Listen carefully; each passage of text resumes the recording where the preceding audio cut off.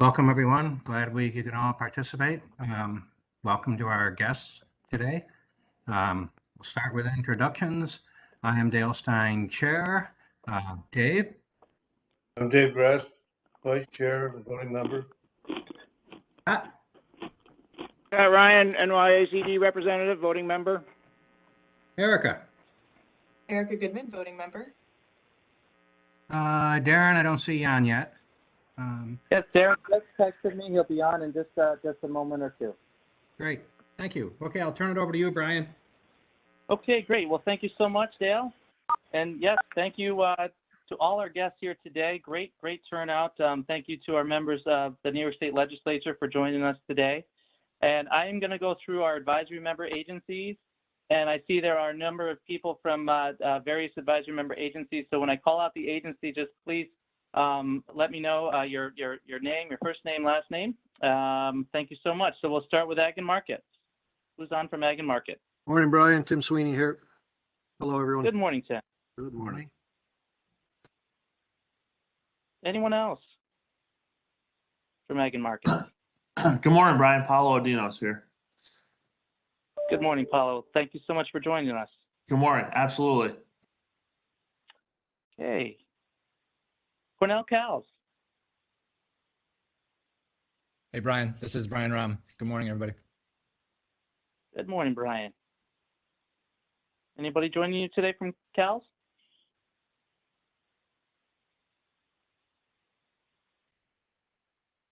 Okay. Al Shul is also on. Oh, thank you so much. Appreciate that. Cornell Cooperative Extension. Yeah, Beth Claypool here. Thank you. Beth Claypool. Good morning, Beth. Thank you. CDEA, Conservation District Employees Association. Good morning, Brian. Oh, Caitlin Stewart. Good morning, Caitlin. Anybody joining you, Caitlin? Dustin Lewis. Good morning, Dustin. Hi. State Department of Environmental Conservation. Asim Kumar, Division of Water. And Lauren Good morning, Townley, Asim. Division of Water. Good morning, Lauren.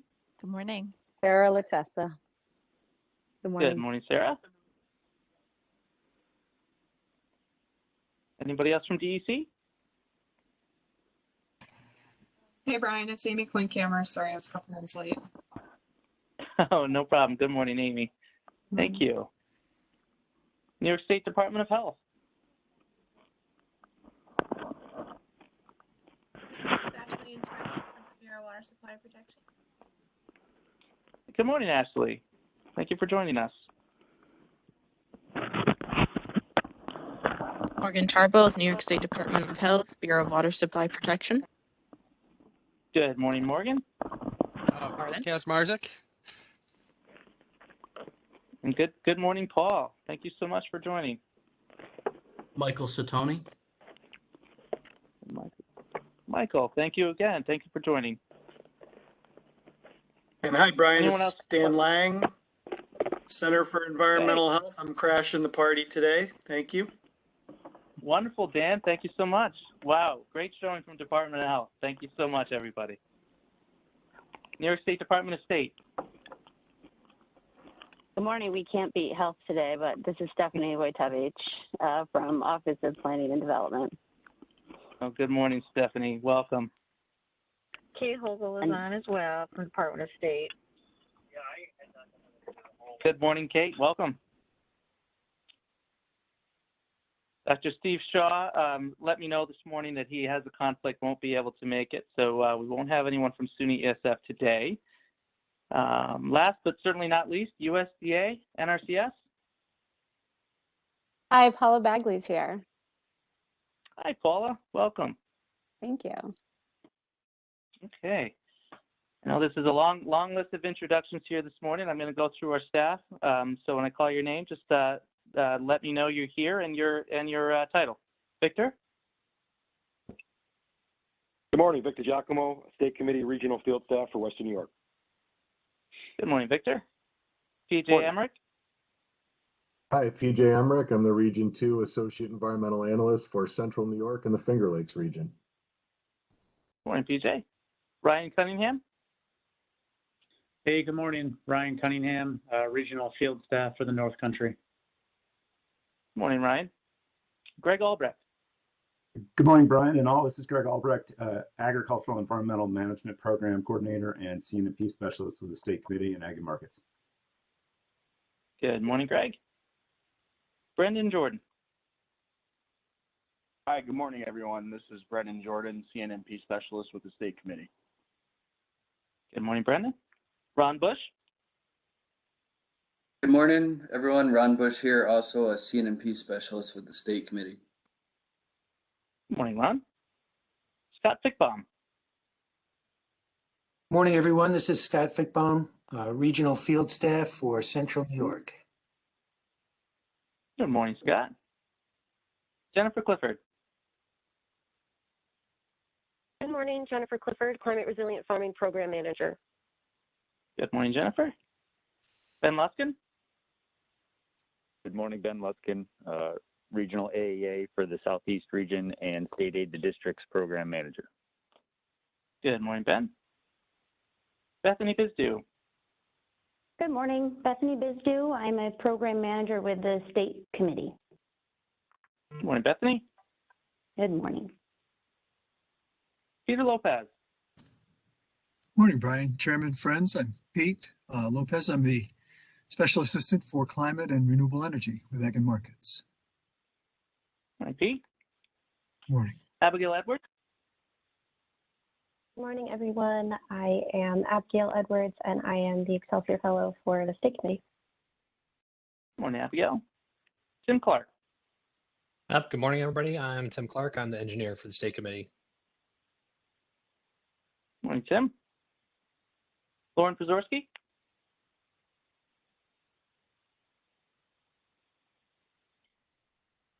Okay. And Darren Hickling, I believe, is on now. Yeah, I'm on. Darren Hickling, voting Okay. member.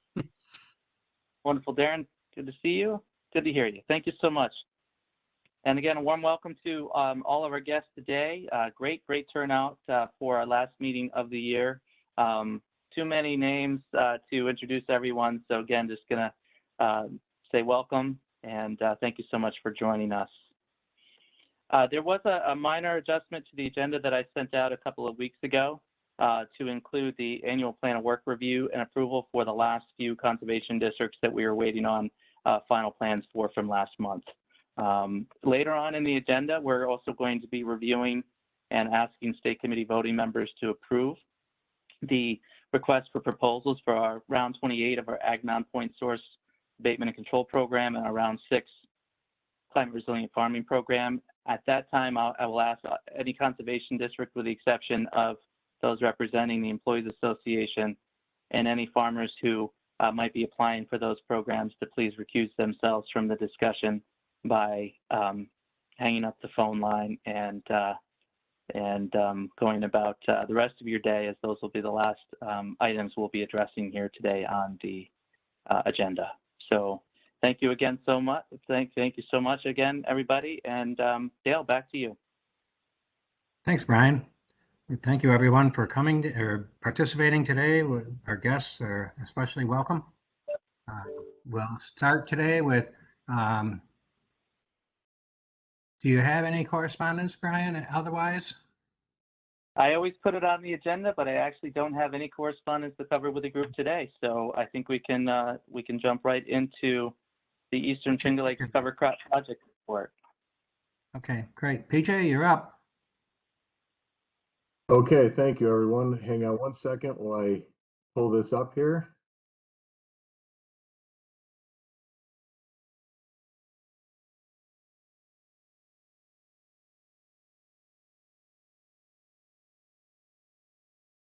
Okay. Hopefully everybody can see my screen and can hear me okay. We can see your screen and hear you loud and clear, PJ. Great, thank you. Well, I appreciate the opportunity to go over this project. This was a fantastic project, and I really wanted to give sort of a mid-level overview of what occurred for this particular pilot project. So we'll jump right into it here. This all began actually with a phone call back when I first started with the state committee in the summer of 2017, and received a call from Jackie Lendrum at DEC, and talked a little bit about some potential funding that they had, and specifically what they would hope to use that funding on. And so when Jackie reached out, she really explained the program real well. And what they were trying to do was utilize this funding to improve water quality, specifically in the Eastern Finger Lakes area, using cover crops to stabilize soil. But the kicker was they really wanted to concentrate on non-animal agricultural operations. So that's a little bit different. And that was one of the caveats that we wanted to adhere to.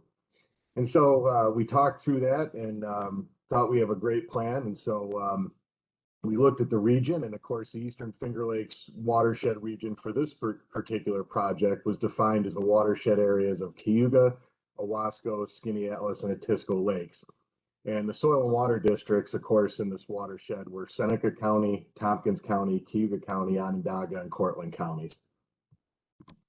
So here's sort of the picture of the Finger Lakes watershed. I think we're all very familiar with this, but again, we concentrated on the eastern side of this watershed. So Cayuga, Owasco, Skaneateles, and Atisco Lakes.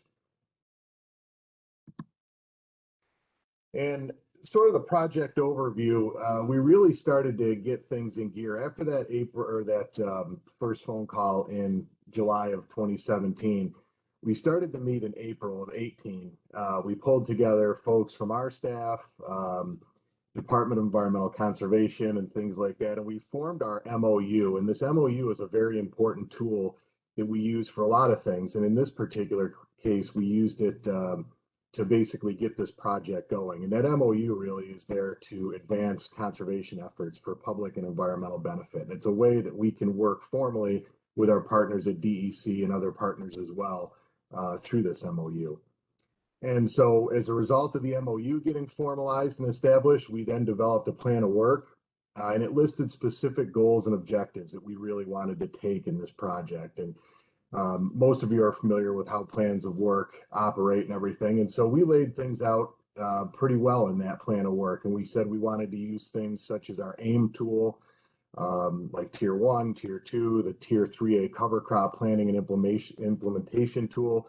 We utilize that as guidance to really plan these cover crops throughout the life of this project. And then also through that MOU, we also involved our other partners. So specifically the districts, we met, and that was really key to this project, is good communication. And so we met very frequently. And really, the districts were in the driver's seat with DEC there to provide some sideboards. And when that partnership met, first thing we had to do was establish our goals that we have in our plan of work. And then we had to say who is going to be the local project administrator for this project.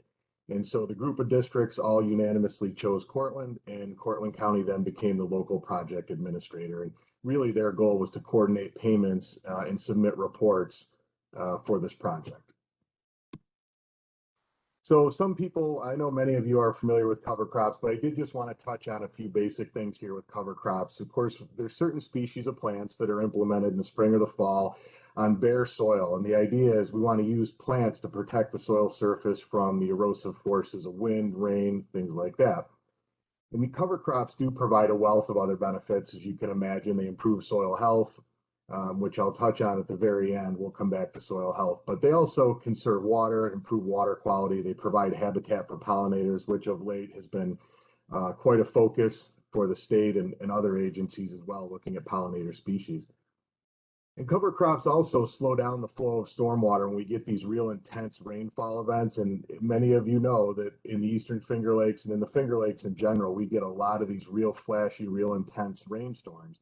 And so cover crops really have proven to be such a great benefit on slowing down some of that stormwater from these huge rainfall events that we're experiencing.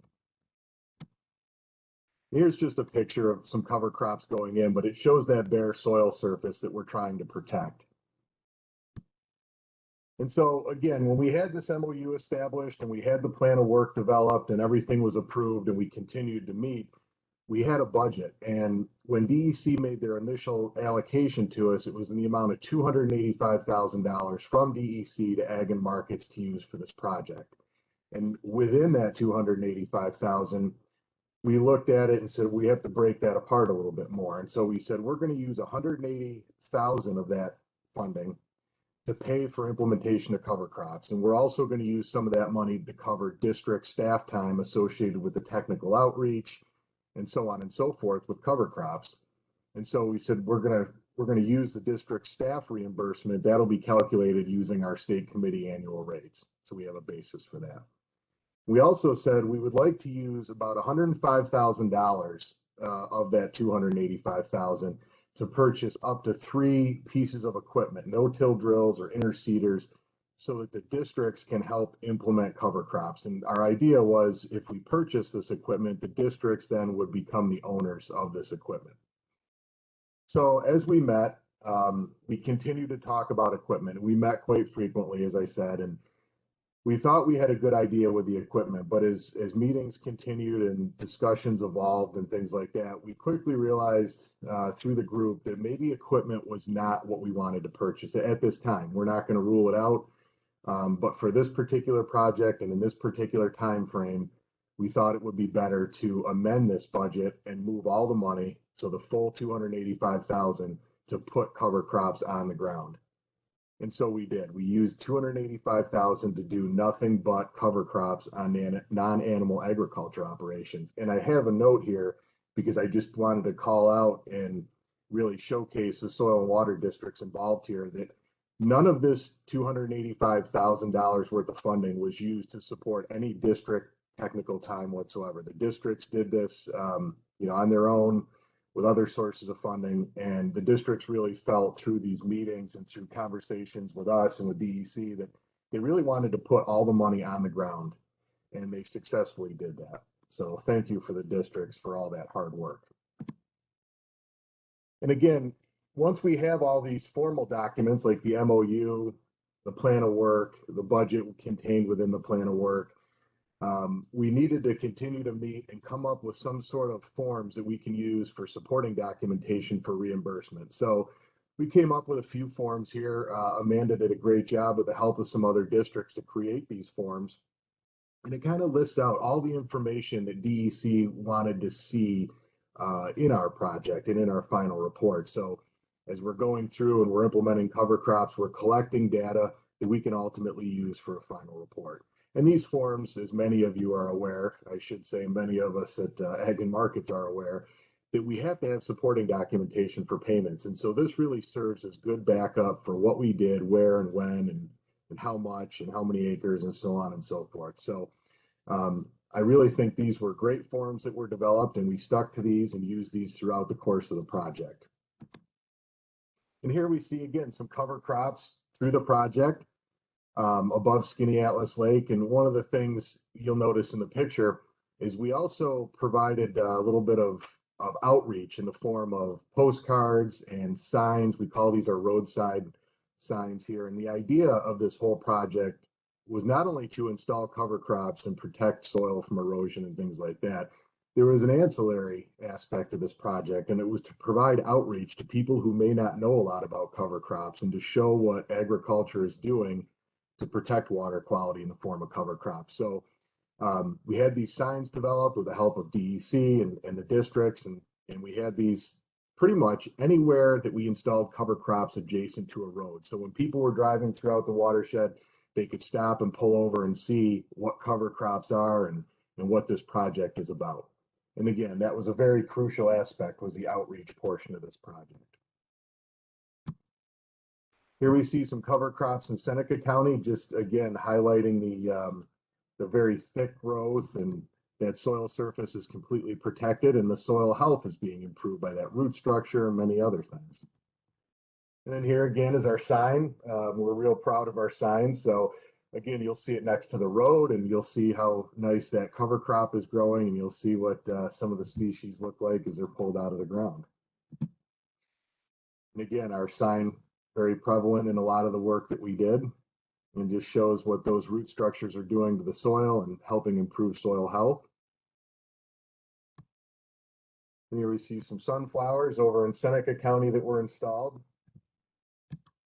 And then, as we said earlier, the pollinators were really a focus, not necessarily with this project, but statewide for a lot of groups. Pollinators were a big thing to key in on. And so this was a great picture taken showing pollinator species on cover crops. Here we see again just some more crops going in Cayuga County. And again, cover crops being installed as we're harvesting other crops as well. This is a little hard to see. I tried to make this photograph a little bit better. I apologize. It's a little stretched out, but this is the Eastern Finger Lakes cover crop watersheds, and the light gray areas surrounding the lakes are all the areas where these cover crops were installed. So we covered a good amount of the watershed. Just to kind of finish up, this was a 3-year contract for the most part, and districts worked with 21 landowners through one-on-one technical assistance, and they did this in the form of going to the farms. They held workshops and seminars and outreach and newsletters and postcards, and really the list goes on to promote not only this project, but also cover crops in general on those non-animal operations here within the Eastern Finger Lakes watershed. And districts were able to do and support cover cropping activities over this 3-year period with a lot of farms. So we had 5 counties that participated. We worked in 18 different Huck 12 watersheds. 21 farms received cost share assistance. There were 414 fields that were planted to cover crops, and the total acres implemented in this contract were 4,830. And one thing I left off the slide, but I want to highlight, is that in Tompkins County, 2 farmers that were involved in this program made some pretty bold statements to Paul, the technician in Tompkins County. And they said as a result of this project, they're now firm believers in cover crops. They've adopted cover cropping as part of their operation. And one of the farms actually has gone out and purchased equipment as a result of this on their own. So that really highlights what the whole goal of this project was.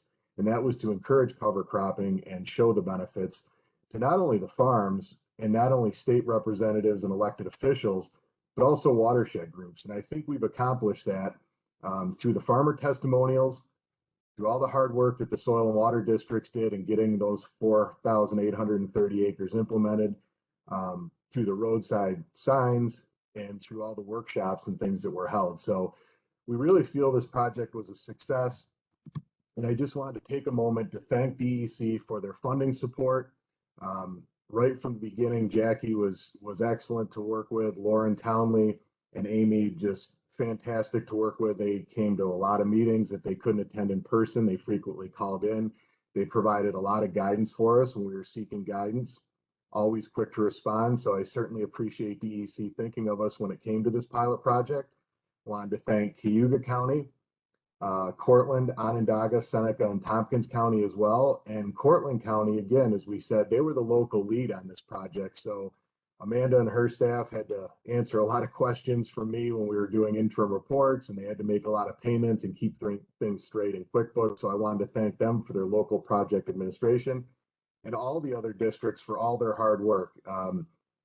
The districts embraced this project from the get-go. They were always willing to come to meetings, always willing to talk. Just fantastic record keeping and fantastic work by all those involved. And I also wanted to thank the folks here at the state committee from our staff who really, everybody is just so busy, but they took time to help develop the MOU. They took time to review the plan of work. There were many iterations of that before we had it finalized. And they took time to do all the other things that most of us don't see behind the scenes to actually get projects like this done. Different exemption forms and things like that. So I wanted to thank the folks from our staff as well for the contract development and all the review work that they did. So again, I was very happy to be a part of it. And at this point, I would like to maybe turn it over to Lauren Townley or Amy Klinkhammer to see if they have anything to say in regards to this project. Yeah, this is Lauren. Thanks, PJ. I think you did a really good job, summarizing the whole pilot project, and I think we're really pleased with the outcomes of it, and we're excited to move forward with a second round that will no longer be a pilot, but will be more of an established program. So I don't know, Amy, if you have anything else to add. Nope, not for me, but yeah, thanks, PJ. Again, this was a really great project that I feel privileged to work on. So thank you. Thank you very much. And I saw that some of the districts involved in the project were on the call today as well. Is there anything that any of the districts would like to say at all? Hey, PJ, this is Paul, and I just want to repeat what you said. I want to thank Cortland County for being our project administrator and being the home base that we touch base with for the funding and cutting checks to the producers. So thanks again to Cortland County, big help. And this was truly a great program. Can't tell you the number of farms that say I love to see a big storm event now, because when I go back out to that field 2-3 hours later, there's no standing water in my field. Those cover crops have just turned that soil into improved water absorbing soil, healthier soils, and they can get on their soil and their fields earlier. So many positives. Great stuff. Tor Oshner, one of our farmers who participated, was a keynote speaker in the O-Grain Conference, which is an organic grain conference held in Wisconsin. And all the operators out there wanted to hear what we were doing in the Finger Lakes. So they asked Tor to come out and be a keynote speaker, and quite a presentation, and really exciting to be represented in big grain country, our little Eastern Finger Lakes over here. So good stuff all around. Thank you, everybody. Thank you, Paul. Appreciate it. Is there anybody else from the districts that were involved that would like to say anything? Hey, PJ, it's Amanda. Hi, everyone. Hey, Amanda. So there Amanda. were a couple questions in the chat, and so we chose as a group to set a flat rate that we were going to reimburse the farmers for, and it's been so long now, it seems like, but I'm pretty sure we said it was $60 an acre, wasn't it? I was trying to get my computer to work and look that up. That's right, Amanda. We set a flat rate, and we did that just for consistency and so that it was easy and we didn't have to get into doing a bunch of calculations. Again, we're trying to reduce the administrative time on this project as much as we could, because we wanted to be able to put the funding on the field. So we set a flat rate. There were a couple cases, though, of some counties who had other programs going where they felt it was important that they be consistent countywide and how much they paid. So they, in a couple cases, elected not to pay that rate. They paid a lesser rate so that they were consistent with all of their funding sources countywide. So we set that maximum, we set that cap. The districts did their own record keeping. They sent me the compiled record keeping that I would need to be able to do the reporting and in order to write the checks back out to the districts. And by, I think, sort of separating out some of those administrative and fiscal responsibilities, it made it so that all of that burden didn't fall on one person and really made the project quite manageable. So I appreciate, being able to work with some great people in the other counties and being able to administer this pretty efficiently, I guess. So that answers, I think, the question that was in the chat about the cost share and stuff. Thank you, Amanda. This is Brian Steinmuller, and I want to also thank PJ, who thanked everybody else, but certainly PJ, without his leadership and coordination efforts of all the conservation districts involved, this project would not have happened. Certainly has been as successful as it has, and I want to thank Amanda Barber for her leadership with Cortland County as well. And, we definitely learned some lessons from this. And as we talked about it as a pilot, that flat rate is something that we're established now for all of our programs related to cover crops, and just understanding that allows for much more efficient administration and delivery of these very important practices, so that, we can focus on implementation on the ground. So thank you all. And there is another question in here as well, and I would ask any of the conservation districts involved, and I actually see that Paul even tried to answer it. So Corey Humphrey from Suffolk County asked about, what were the barriers to major barriers or lessons learned from this round of this program. And Paul, as opposed to me reading your answer, if you'd like to take your phone off mute and offer your input there, and anyone else who was involved in the project. It's a really good question. Yeah, I think for me in our county, the most common question was, okay, Paul, that's great. What type of cover crop should I use, and how do I make it work with what I'm growing? You never want to make a cover crop become a weed or a nuisance to a producer. That's a quick way to turn them off. So the best thing I thought was a good approach is to have little meetings with farms and some of the seed dealers and kind of get people together and get them in a discussion, form a team, and start bouncing these questions off of each other, and would do little presentations on, okay, if I'm doing corn for cash grain, maybe I have to consider interseeding. Doing soybeans, maybe get some clover growing and do a little interseeding of clover. Or as one of my producers said, the best crop of soybeans I ever had was when I put in the winter rye, rolled it down and planted into it, and it suppressed weeds. So everybody's different, and we had to look at each of the farms who were participating and try and figure out a way to work in along with their cash crops and enhance. You always want to make sure you're enhancing their system and not impact their bottom line. And the great thing about this grant was it allowed that barrier to be removed and people get brave and try cover cropping. And once they saw how well it worked and what it did, they wanted to continue. And as PJ pointed out, a couple of farms went out and bought their own equipment. They felt it was just as important to plant cover crops as it was cash crops. So that's a real success.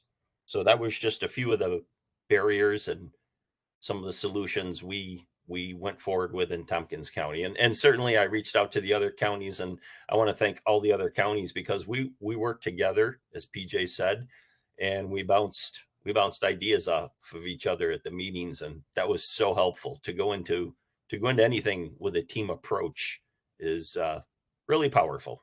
So thank you to the other districts as well for all of their knowledge and experience that they shared with us.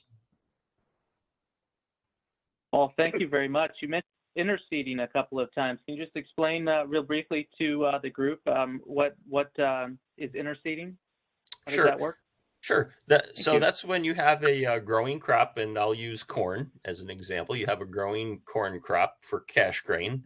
You're going to harvest it later fall, and you would go in when the corn crop is in that V3, V4 stage, or approximately knee high. So the crop is definitely established, and you go in and you plant. Corn's typically planted in 30-inch rows. Some producers are doing 15-inch rows, but you go in between the rows of standing corn and you plant interseed, as it is, cover crop.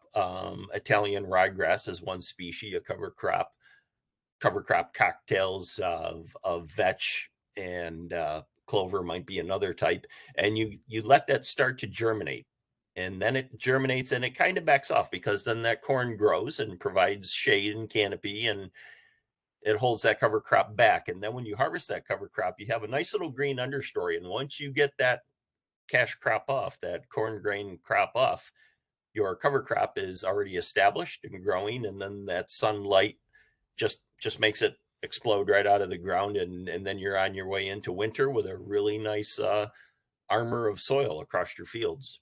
So that's what interseeding is. It's planting into an already existing growing crop.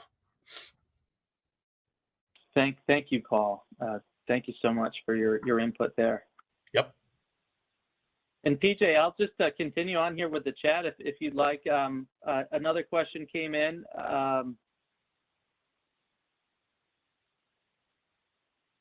Let me just find it here. Sorry about that. I was looking to make sure I was getting all of them. But about prioritization, how did the districts prioritize farms?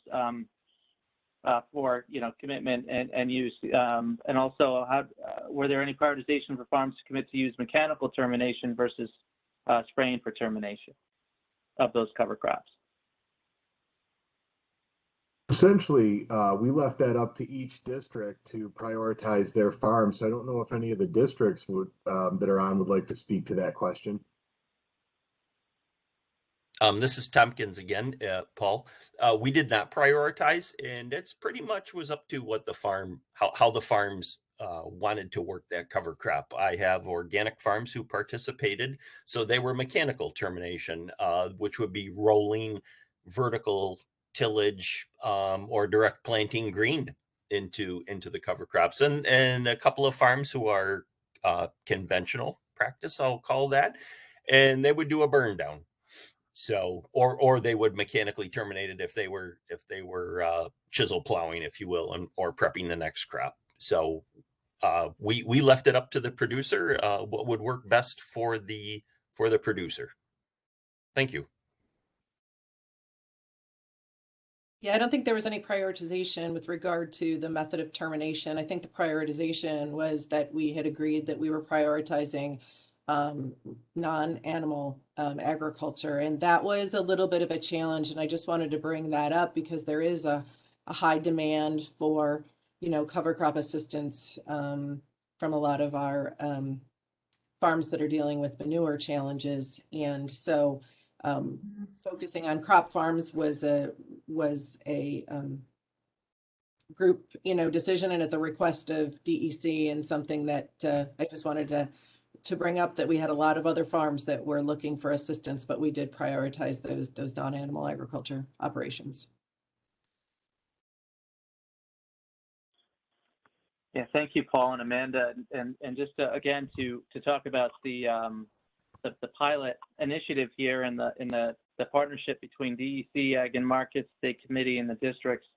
There are other programs, certainly, and we talk about them a lot, that provide assistance to farmers through conservation districts for cover crops.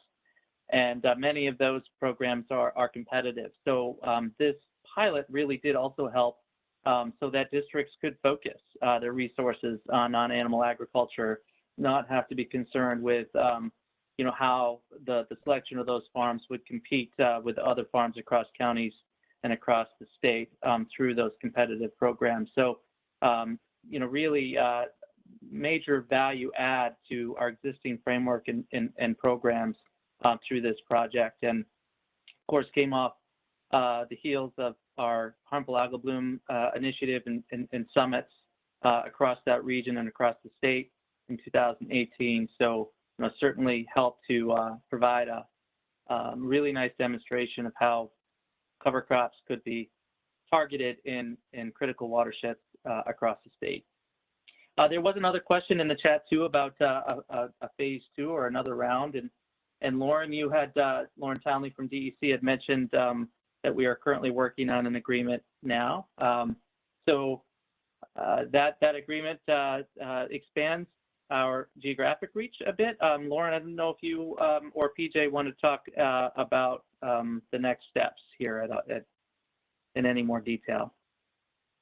Yeah, I think the work plan we're working on now, we were planning to expand to the whole Finger Lakes watershed, not just to the eastern counties.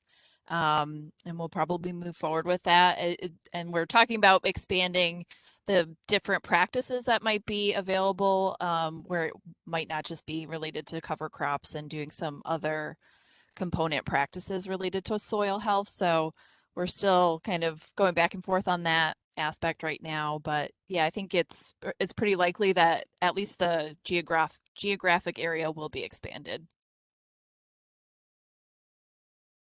Thank you, Lauren.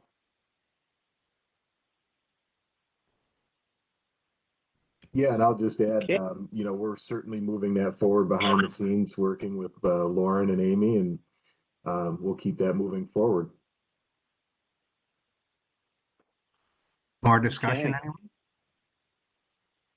Dale, just real quick, I just wanted to say also, I do have a final report narrative that I wrote that I'm going to be sharing with DEC and the districts. And so after that's that sent out. Maybe if it's all right, I'll send that out to everybody for your interest, but it just kind of recaps a little bit of what we talked about today. And it also has a link in there to Cayuga County's cover crop videos. And then also, as what Paul was talking about, it has a link to Tor's speech at his conference that may be of interest to everybody. So that's finalized. And if anybody wants to see that, I don't know, we'll figure out a good way to get that out, but certainly happy to share it. Did any of the districts see any failure in doing the cover crops that they wanted to report on?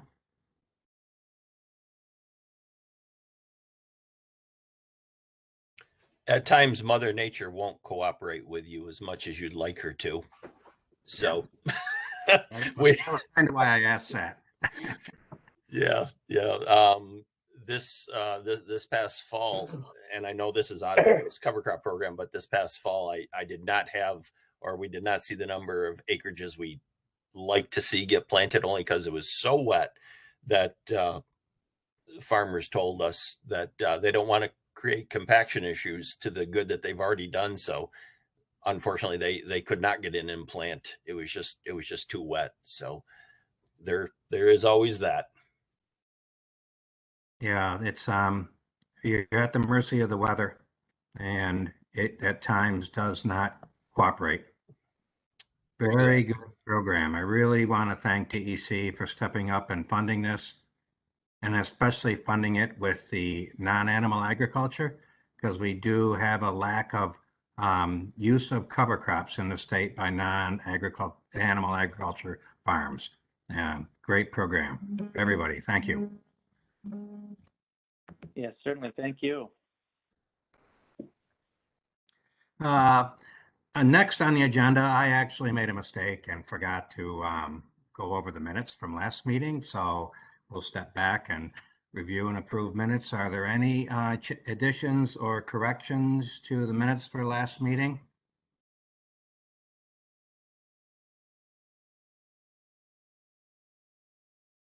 Can I get a motion to approve? So move. Dave? Second.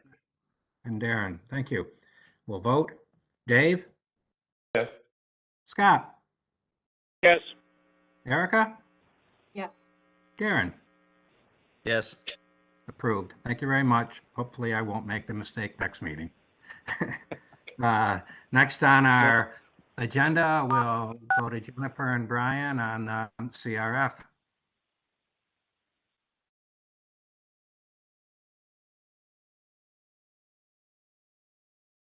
Thank you, Dale. I'm just going to do a quick little recap of CRF in 2021. We had 39 contracts executed from our round 5 awards. And we had 14 projects that were completed and closed out in 2021, and 2 projects that ended up having some cancellations. So that's just kind of a small recap of the numbers. We'll get back to doing those beautiful dashboards with CRF when we can catch up our database. But that was just kind of a snapshot of what 2021 was for CRF. And I do have a few amendments to go through for this meeting. If I could move on to those.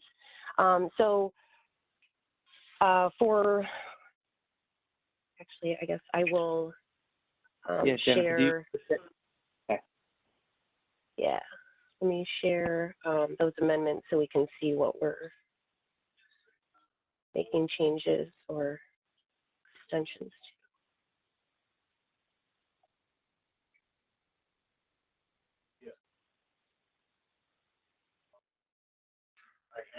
Okay, so the first time extension is from Region 2, from Onondaga County Soil and Water Conservation District. It's a round 2 contract. This is a second time extension for a prescribed rotational grazing system, but everyone has committed to completing within the new time frame. Questions, anyone? Comments?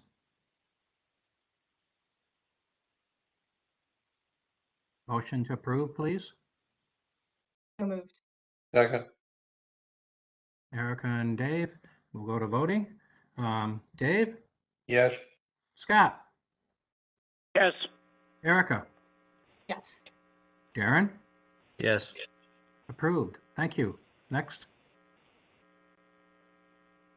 Thank you. The next one is a round 3 contract from Onondaga Soil and Water Conservation District. This is a no-cost time extension for 1 year to complete a prescribed rotational grazing system. Questions, anyone? Comments?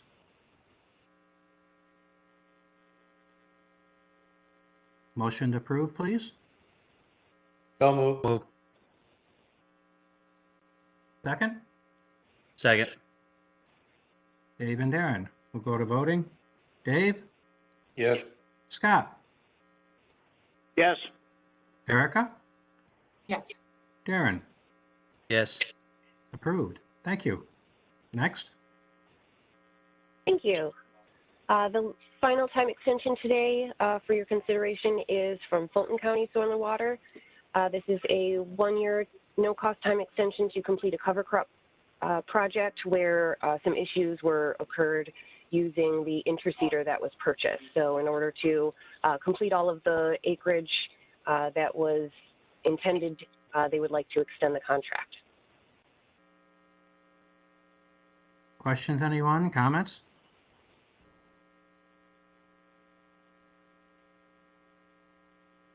Motion to approve, please. So move. Second. And Dave. We'll go to voting. Dave? Yes. Scott? Yes. Erica? Yes. Darren? Yes. Approved. Thank you. Any others? No, those are all the amendments we have for consideration today. And many of our other projects will be completing and closing out. So that is some good news. That's all I have to share for this portion. If there are any questions, I'd be happy to answer them. Questions, anyone?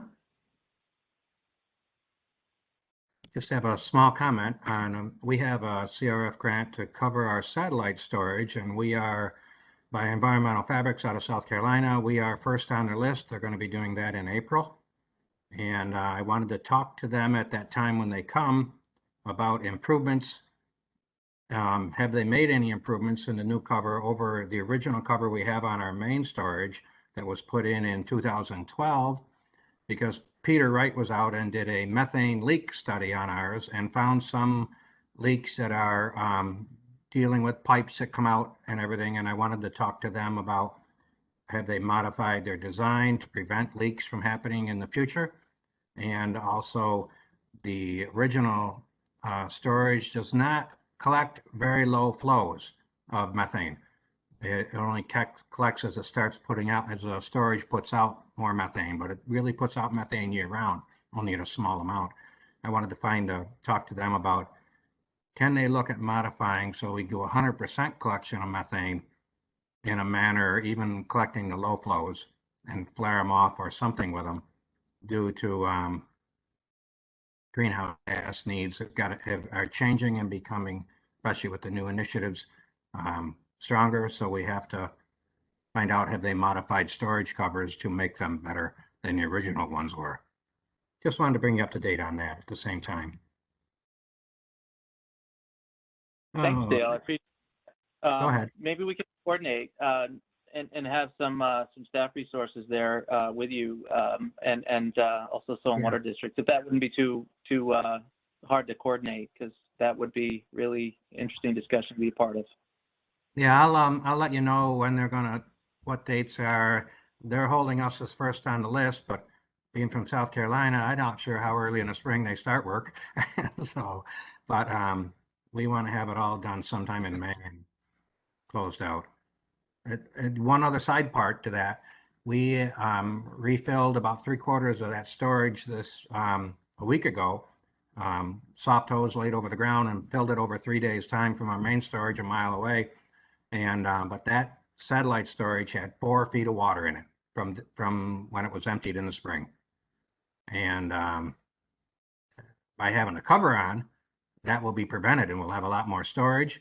And our satellite pond for our center pivot is only 100 feet from it. So we're having a solar powered pump put in, and so we'll be able to pump the cover water right over to the storage pond right next to it and irrigate that through the summer, just as another means to save and utilize water better. But also the cover for us, if we can prevent all that rainwater and precipitation from getting in, it's a huge amount more storage you get as an end result. All right, next on the agenda. Actually, Dale, if you don't mind, I can give the group a very brief update on the Climate Action Council as a part of the Climate Resilient Farming Program report. Just wanted to remind everybody, or just provide a little bit of additional background here. The Climate Leadership and Community Protection Act was signed into law in July of 2019. And that law really is a very comprehensive approach to dramatically reducing greenhouse gas emissions in New York State. A 40% reduction by 2030 of 1990 levels, not today's levels, but 1990 levels, and an 85% reduction by 2050 of 1990 levels of emissions. It set up methane as a very, very potent greenhouse gas, more so than in international accounting. We're accounting methane at a 20-year global warming potential, which makes it 84 times more potent as a greenhouse gas than carbon dioxide. So as Dale was just talking about, controlling and managing for methane in our manure storages, as well as in our animal feeding, to reduce enteric fermentation, extremely important to meeting the state's overall targets. The remaining 15% of the CLCPA emission reductions would be offset by an equal amount of carbon sequestration. So very important to the work we do, forest management, reforestation, afforestation, improvements in soil health and vegetative management across the entire landscape in New York State, all will be critical for the state to meet its targets. Think about the work conservation districts do every day, looking at annual reports year after year. It's that kind of work that will really need to be scaled up in order for New York to meet those sequestration targets. The CLCPA also established a number of advisory panels, sector-specific advisory panels, so one for transportation and energy efficiency and housing, electricity generation or energy generation, industrial and trade exposed businesses, as well as agriculture and forestry, combined into one panel. Commissioner Ball chaired that panel, and it was staffed or supported by Ag and Markets and DEC State Committee staff. Over the last year and a half, the panel was meeting to develop a set of recommendations for how agriculture and forestry would help meet those targets I just explained. And over the last few months, together with the work of all the other panels as well, and additional contributions from the Climate Justice Working Group and the Just Transition Working Group, as well as a cadre of staff across the state and various agencies, a draft scoping plan was developed for the Climate Action Council to review and to ultimately vote to release for public comment. And last night's meeting was a marathon meeting, started at 2 o'clock and ended almost at 7 o'clock. The Climate Action Council did vote to release the current draft for public review and public comment. There were statements on the vote from each of the council members. Not every council member is 100% satisfied with all the language and wording in the current draft. And just to make sure that everybody was level setting, voted to release for public comment and public review, because that's very important to the whole process. So by the end of this year, the draft will be released for public review and comment. It will be out for at least 120 days of public comment period. There will be numerous hearings, both virtual and in person, if acceptable to do so, given COVID numbers and so forth. but there will also be outreach on this plan. Throughout this time, the Climate Action Council will continue to meet, deliberate on final wording and aspects and concepts of the plan itself. And the schedule for the finalization of the plan and release to the public is January of 2023. So a lot of work is yet to be done, but just wanted to inform everybody of the very important vote last night. And certainly it was a culmination of 2+ years of work on this effort by a lot of the people participating in this meeting today, and certainly many, many others across the state. So stay tuned. I'll continue to bring updates to this committee as the recommendations in both agriculture and forestry chapter, as well as land use and local government, certainly impact the work that we do. And the work we do impacts that plan. So just wanted to give everybody a quick update on that. Thanks, Brian. When that becomes available, can you send a link out to us?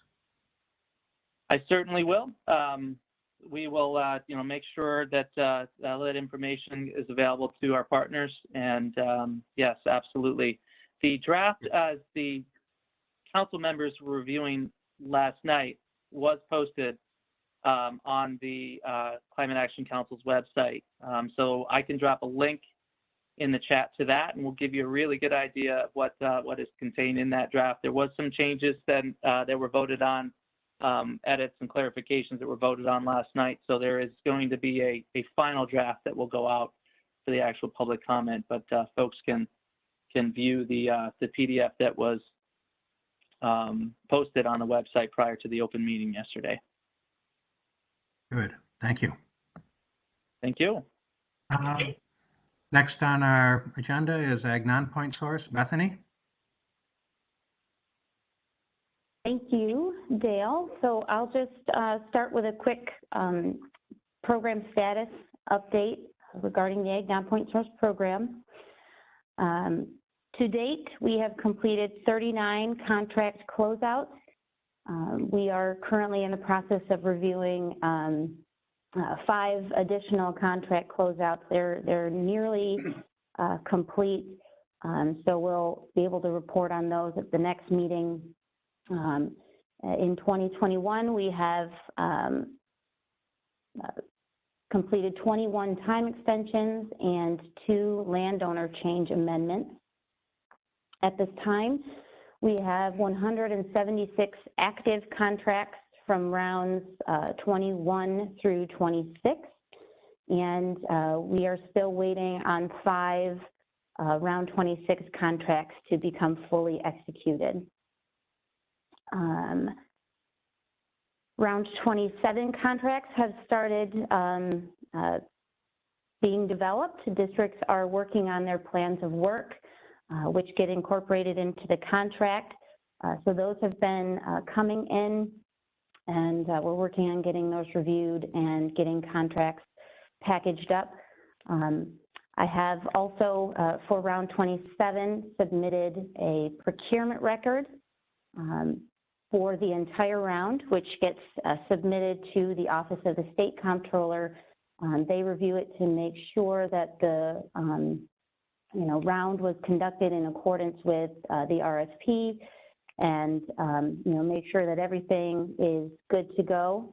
Once we receive approval from the Comptroller's office for that procurement record, we will be able to start actually processing contracts for rounds 27. For this month, we do have a number of amendments. While I pull up my, summary sheet, are there any questions regarding the program status for Ag Nonpoint Source?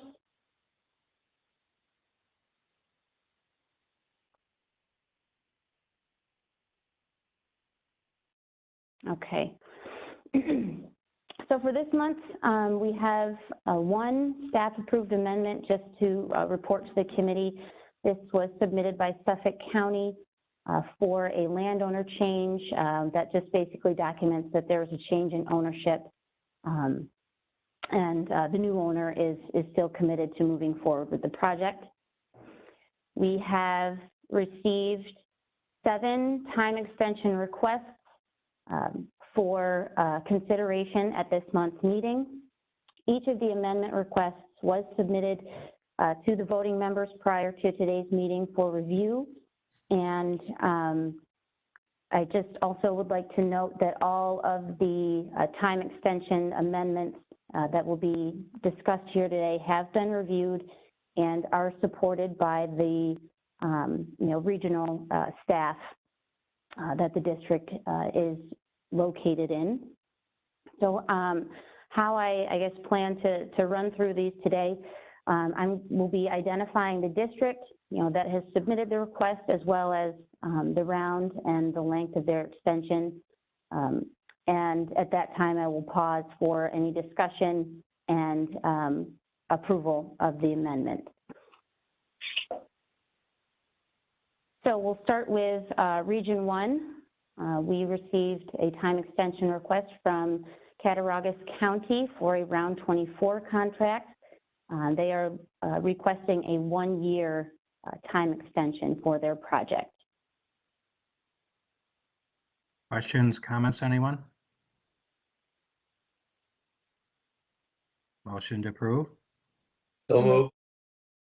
Second? Dave and Darren. Go to voting. Dave? Scott?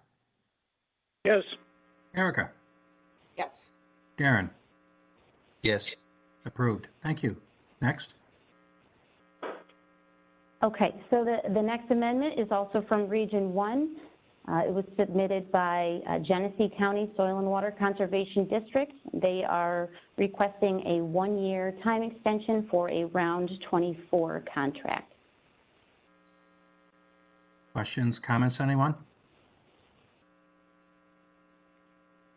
Motion, please. So moved. Second? Second. Second. Erica and Darren. We'll go to voting. Dave? Yes. Scott? Yes. Erica? Yes. Darren? Yes. Approved. Thank you. Next. Okay, our next time extension is from Region 2, and it was submitted by the Onondaga County Soil and Water Conservation District. They are requesting a 1-year time extension for a round 23 project. Questions, comments, anyone? Motion, please. So moved. Second? Second. Second. We'll do Dave and Scott this time. We'll go to voting. Dave? Yes. Scott? Yes. Erica? Yes. Darren? Yes. Approved. Thank you. Next.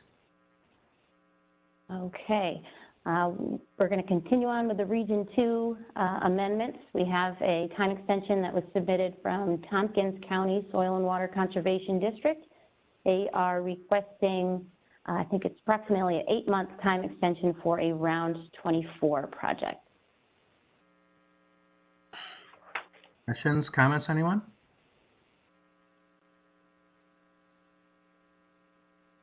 Motion, please. So moved. Second. Darren and Dave. Voting. Dave? Yes. Scott? Yes. Erica? Yes. Darren? Yes. Approved. Thank you. Next. Okay, and we received a second time extension request from Tompkins Soil and Water Conservation District. For this contract, they are requesting a 1-year time extension for a round 24 project. Questions, comments, anyone?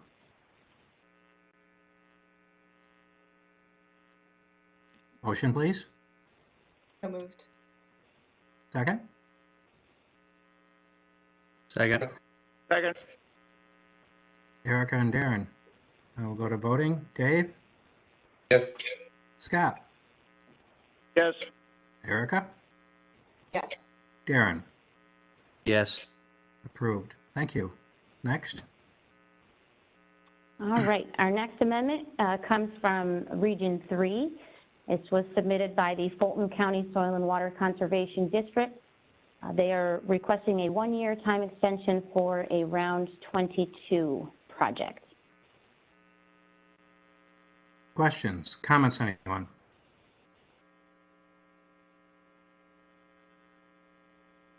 Motion, please. So So moved. moved. Second. Second. Dave and Aaron. We'll go to voting. Dave? Yes. Scott? Yes. Erica? Yes. Darren? Yes. Approved. Thank you. Next.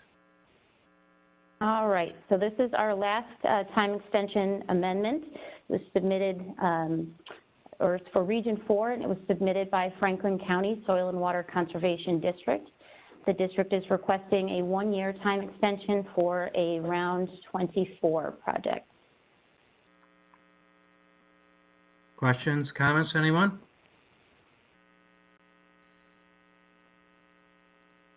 Motion, please. So moved. Second.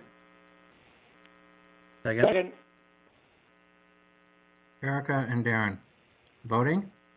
Dave? Yes. Scott? Yes. Erica? Yes. Darren? Yes. Approved. Thank you. Yes, thank you, everybody. And unless there are any other questions regarding the Ag Nonpoint Source Program or program status, that is all I have for the committee at this time.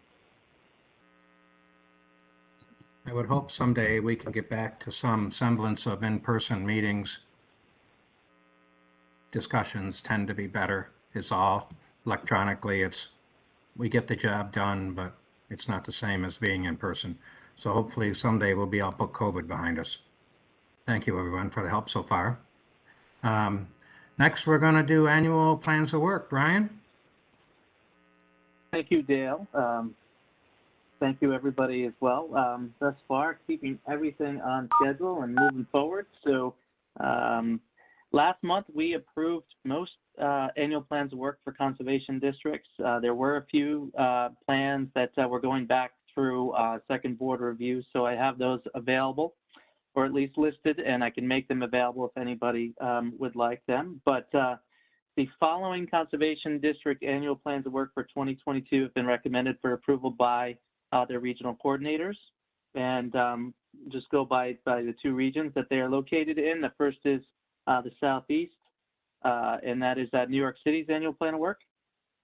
And the following plans of work: Fulton, SWCD, Oneida, SWCD Otsego, SWCD Saratoga, SWCD and Schenectady, SWCD. All of those annual plans of work are now recommended for approval by the regional field staff. And that rounds out all 58 conservation districts.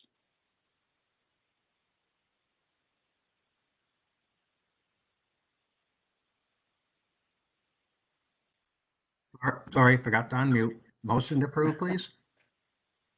So moved. Second. Second. Dave and Erica. We'll go to voting. Dave? Yes. Scott? Yes. Erica? Yes. Darren? Yes. Approved. Thank you, Brian. Thank you, everyone. Thank you. Okay. Anything else, Brian, before we go to the advisory reports? No, not at this time. Okay, we'll start with advisory reports. Dave, anything to report? No, I'd like to introduce you to our new executive director, though. Opie Craft. Or Pat Craft, whichever you want to call him, he told me the other day. Yep, and welcome him aboard, and he's doing a fantastic job. He was in the woods this morning, so that's why he wasn't here. Well, doing Opie, his other job. Congratulations, and thank you so much for attending our meeting here today. I mentioned earlier that I'm wearing the forestry uniform, the red and black checkered flannel. So did that in your honor. You don't have the hat and the axe, so. Thank you very much. I'm glad to be here. Anything else, Dave? No, I have nothing else to report. Scott, anything to report? Legislative days for NYACD will be Zoom, March 1st, 2nd, and 3rd. And we do not have a board meeting this month. The next one will be in January. That's it. Thank you. Erica, anything? Nothing to report, just I know we're not wrapping up, but hope everyone enjoys the holidays. Thank you. Darren? Not a whole lot. Farm Bureau state annual meeting went well. And then our lobby days coming up in March. I guess they're planning them in person, but that could change. So that's about all I have, I think. Thank you. Brian, turn it over to you. Okay, thank you. So I'm going to go through our advisory member agencies and organizations first, then I will ask the staff if they have anything to report. And then finally, I'll ask conservation districts and our partners who have joined us today if they have anything to report or anything to bring up to the committee. So starting off the same order we did this morning for our roll call, Ag and Markets. Tim Sweeney, do you have anything to report? Nothing to report, Brian. Okay, thank you, Tim.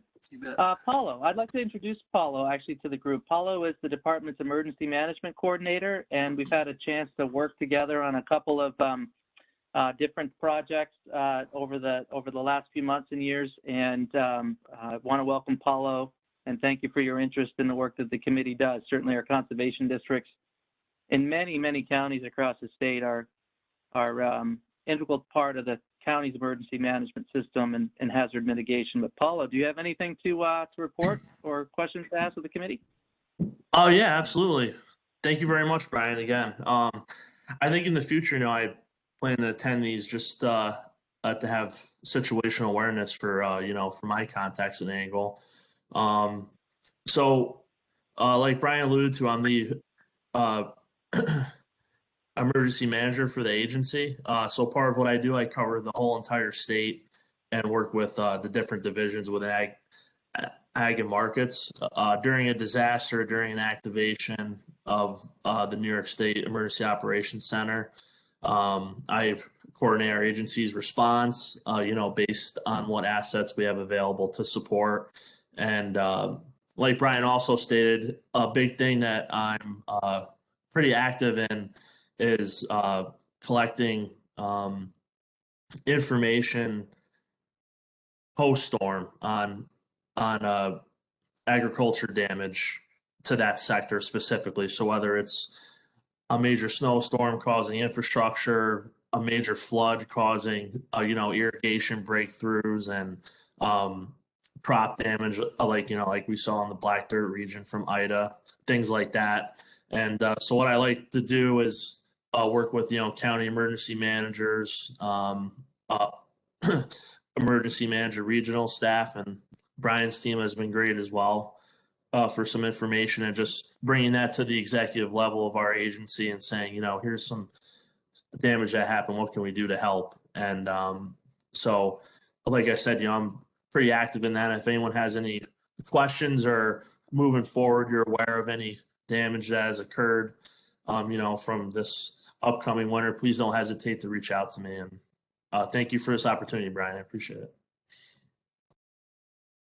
Thank you, Paulo. Really appreciate it as well. And are there any questions or comments for Paulo?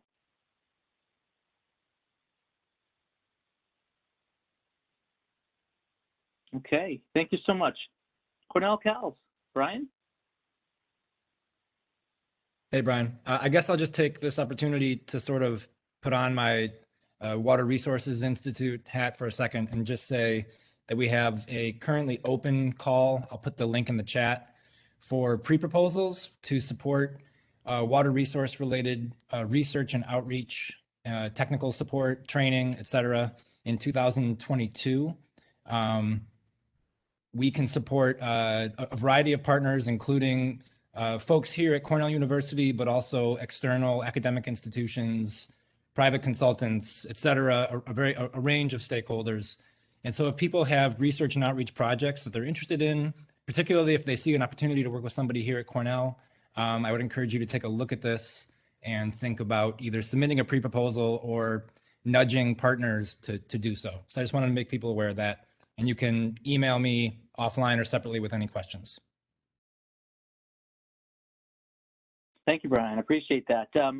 What is the deadline, if there is one for this, just so that we can also put it in the minutes and make it relevant for folks when we get those out? Sure. The deadline is January 14th, so not too far away, but it's a pre-proposal, so hopefully we make it a little easier for folks. And I should also just mention that a lot of this is done with the support of the DEC's watershed-based programs, in particular the Hudson, the Mohawk River Basin Program, and the Great Lakes Basin Program. So a lot of the work that we do is to support their action agendas and working with their staff.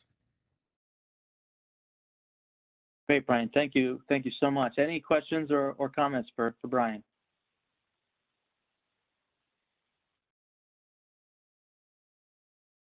Okay, thanks again. Val, anything to add? No, nothing else to add. Okay, thank you. Cornell Cooperative Extension, Beth? Nothing to report, Brian. Sorry, nothing to report. No worries. Thank you so much, Beth. Conservation District Employees Association. Start with Caitlin. Hi. Just a reminder to save the date for our 2022 Virtual Water Quality Symposium. That's going to be held March 14th through the 25th, 2022. I'm working to put together our registration packet and hope to have that out late December, early January. And I want to give a tremendous thank you to our track chairs and our partners for helping organize an incredible slate of trainings. I'm looking forward to launching this in 2022. Thank you, Brian. Thank you, Caitlin, and really appreciate all your work and effort, and everyone's certainly not easy to put together yet another virtual water quality symposium.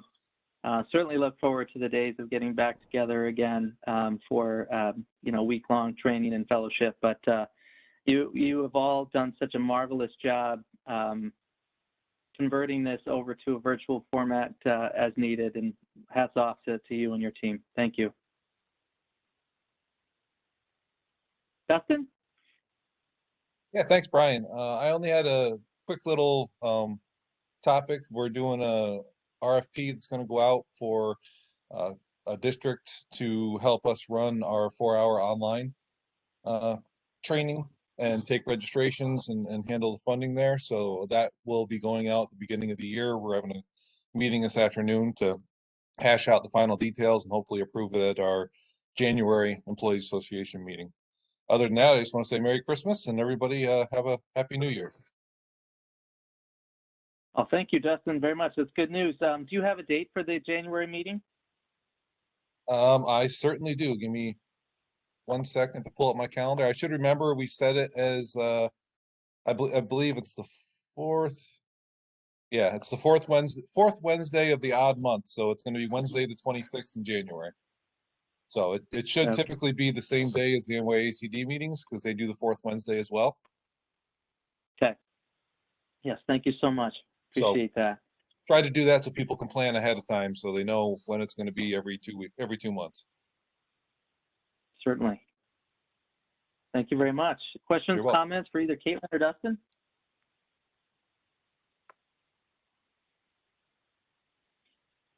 Okay, State Department of Environmental Conservation, DEC. Anything to report? Hey, go ahead, Lauren. Sorry, Julie. Just one thing I wanted to mention, the CFA awards were announced. So one of our grants, the Nonpoint Source Planning Grant, was announced as part of that. WQIP is typically announced with the CFA, but is actually going to be announced separately this year. So I just wanted people to be aware of that. We're hoping that award announcement will be released by the end of the year. But we've gotten quite a number of phone calls about what happened there. But that's the status right now for that. Well, thank you, Lauren. Yes, I got a couple as well, and thanks to staff at DEC and at DOS able to help me out with that so I can get that information to conservation districts. But I did note that a few of the non-point source planning grants conservation districts received and prepared to do some really great planning work. And looking forward to the announcement on WQIP as well. Thank you. I think I heard Julie as well. Julie? Yeah, I think that was basically it. I guess just one other thing while I was thinking about it. Ryan Cunningham and I have been working on a cover crop program for the Lake Champlain watershed. Oh, that's great. So we're hoping to get that going next year. Excellent. Well, thank you very much for that. And it's great to see you on the screen for the Lake Champlain Basin program meetings. And thank you for your support of that watershed and that basin and working with our group. So Julie, it's wonderful to work with you in your new capacity with DEC, and well, not so new anymore, but certainly appreciate all your support. Thanks so much, Brian. Thank you. Anyone else from DEC? Asim? Yeah, yes, I would like, hi, this is Asim from DEC, Division of Water. I'm actually in the mix of doing a report for the non-point source annual report to EPA. So I am looking forward to working with the Bethany and other folks to get the input for the ag portion basically, and Department of State and other agencies. Thank you very much. Have a wonderful holidays. Thank you, Asim. Appreciate that. Look forward to working with you on that as well. Okay, I know Sarah had to jump off. Amy, if you're still with us, anything?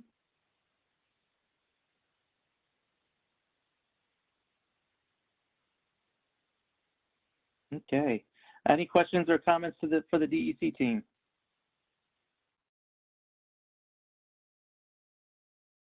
Okay, now we have the Department of Health team. Quite a group here today.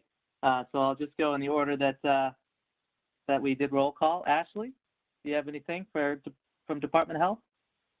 Thanks, everyone. I just wanted to say thank you for the opportunity to let me listen in today. It's I always learn a lot from these meetings, and I just appreciate the opportunity. And thank you, PJ, for that awesome presentation about that pilot program. Sounds like some really great work. So I just want, some of you on the call have probably remember us speaking about the Drinking Water Source Protection Program. It's a joint effort. DEC and DOH are co-leading the program, but we've done so in collaboration with Ag and Markets and Department of State as well. I just wanted to, so the goal of the program is to help assist municipalities with proactively protecting their drinking water sources. And it's we have a rolling application process. Any interested communities are welcome to apply at any time. There's approximately 30, almost 40 plans in the works right now. And stakeholder involvement is an important part of the project. So folks in the districts, if you're interested in knowing the plans that are being done in your areas, you can check out DEC's website. And you know, through our guidance, we welcome the opportunity for soil and water conservation districts to be involved and help guide that process. And I believe in the future rounds of the Ag Non-Point Source Program, there will be some bonus points for the drinking water source protection plans. If communities have a plan, we'll give a little boost there. So that's exciting. And thanks to Bethany and Brian for help making that happen for our program. And I think, yeah, that was it. I just kind of wanted to give everyone a reminder of the program. If you know of any interested communities, feel free to let us know. We're happy to give presentations to anybody to help provide more information about that program. And yeah, thank you in advance for your participation. So that's it for me, Brian. Thank you. Oh, thank you, Ashley. And we'll certainly link to that in our minutes as well. And really, really appreciate that update and that presentation, that reminder of that program, and it's out there. So thank you so much. Okay, I think I have Morgan Tarbell next. Morgan, anything?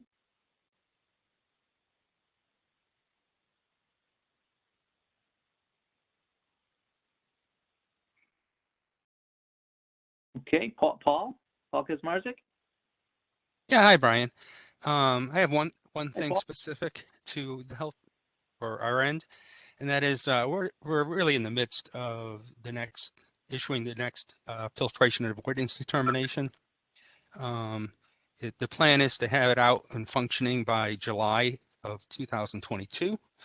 We're in the midst of tweaking the programs in consultation with stakeholders in the watershed and with the city DEP, and we're just sort of getting our preliminary changes in place, so that right now everything's still on schedule, which is great. It'd be great. One of the things that's the real pain about this process this time around is obviously we can't meet with people in person.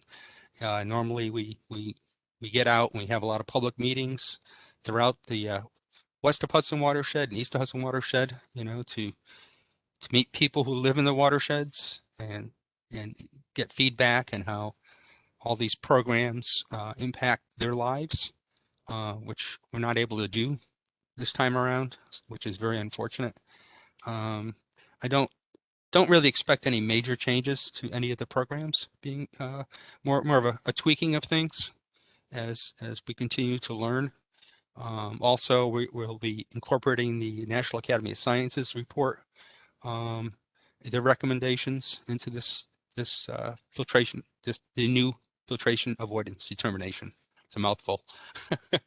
Other than that, I just want to wish everybody a safe and healthy holiday season on behalf of the health department. Oh, Paul, thank you very much. Appreciate that. Any questions or comments for Paul on the filtration avoidance determination?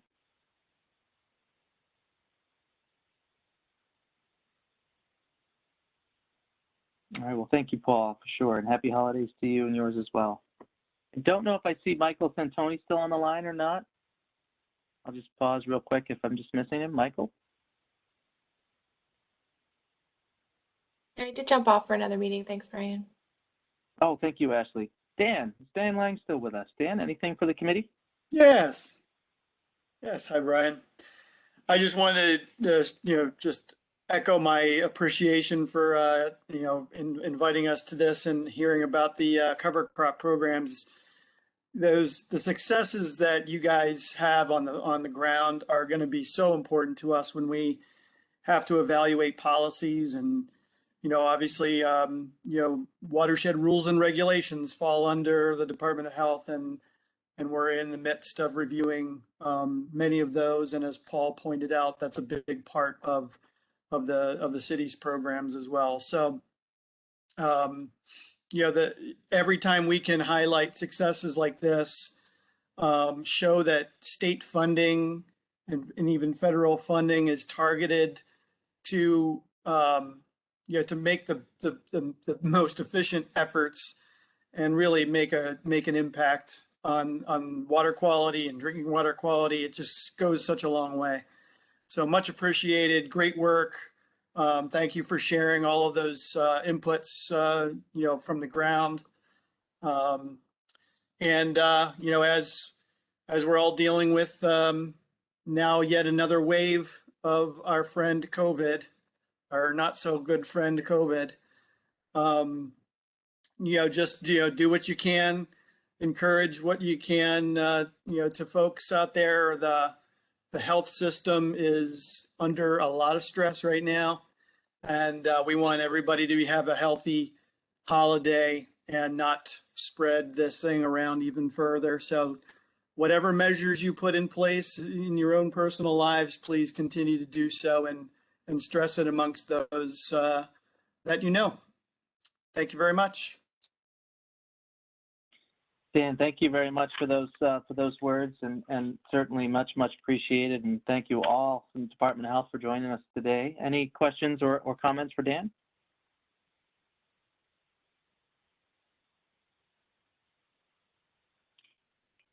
Okay, thank you again.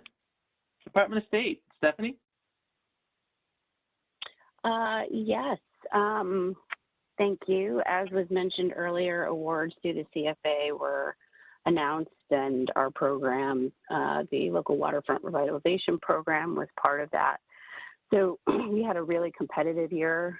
This year we had over 100 applications for over $74 million. We had 27 million. The focus was on implementation this year, so we did fund quite a few implementation projects, and a few of those were associated with watershed management plans. There were 3 implementation projects funded, one for Seneca and Cayuga Lake for a road drainage assessment, one for Canandaigua for a winter management of roads pilot program, and then a Schroon Lake aquatic invasive species initiative project. And then we did fund one update to the Canisius Lake Watershed Management Plan. So we had again, really highly competitive group of projects. There were a lot of good projects. Unfortunately, we couldn't fund all of the great projects that were submitted to us, but we were able to at least get, some of those watershed implementation plans and implementation on the ground. So, we'll be reaching out soon to start the work of contracting with folks and hopefully get these projects going. Stephanie, thank you very much. Yeah. Wow, that is quite competitive. Sorry, go ahead, Brian. Sorry. I was just saying, yes, that's quite competitive round this round, and sounds like some really great projects. So we're awarded. Appreciate that. Yeah, no problem. Thank you. Thank you. And just to follow up on the climate at work that you and all of your staff have been doing. I mean, I've seen how amazingly difficult and the amount of work that was done to produce, the outcomes has just been incredible. So hats off to you and everyone there for doing all of that work because it was monumental for sure.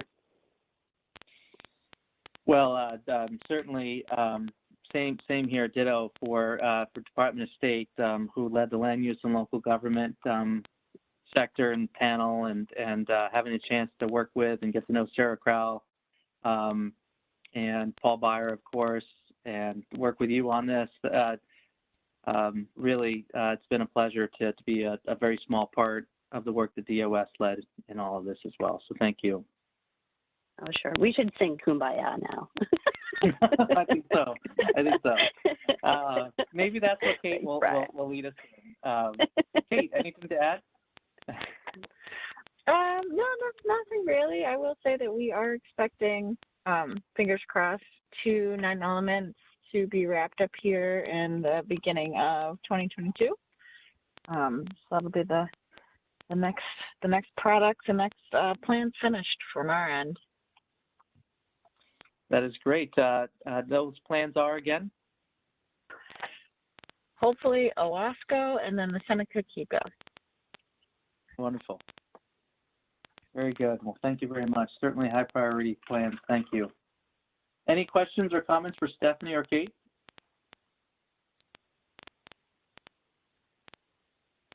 Okay. USDA, NRCS, Paula? Hi, Brian. I do have a report, but first I want to say, the opportunities that are shared here in this meeting are phenomenal. And I don't think we get a comprehensive list of opportunities that I don't think anywhere in any other meeting I've sat through.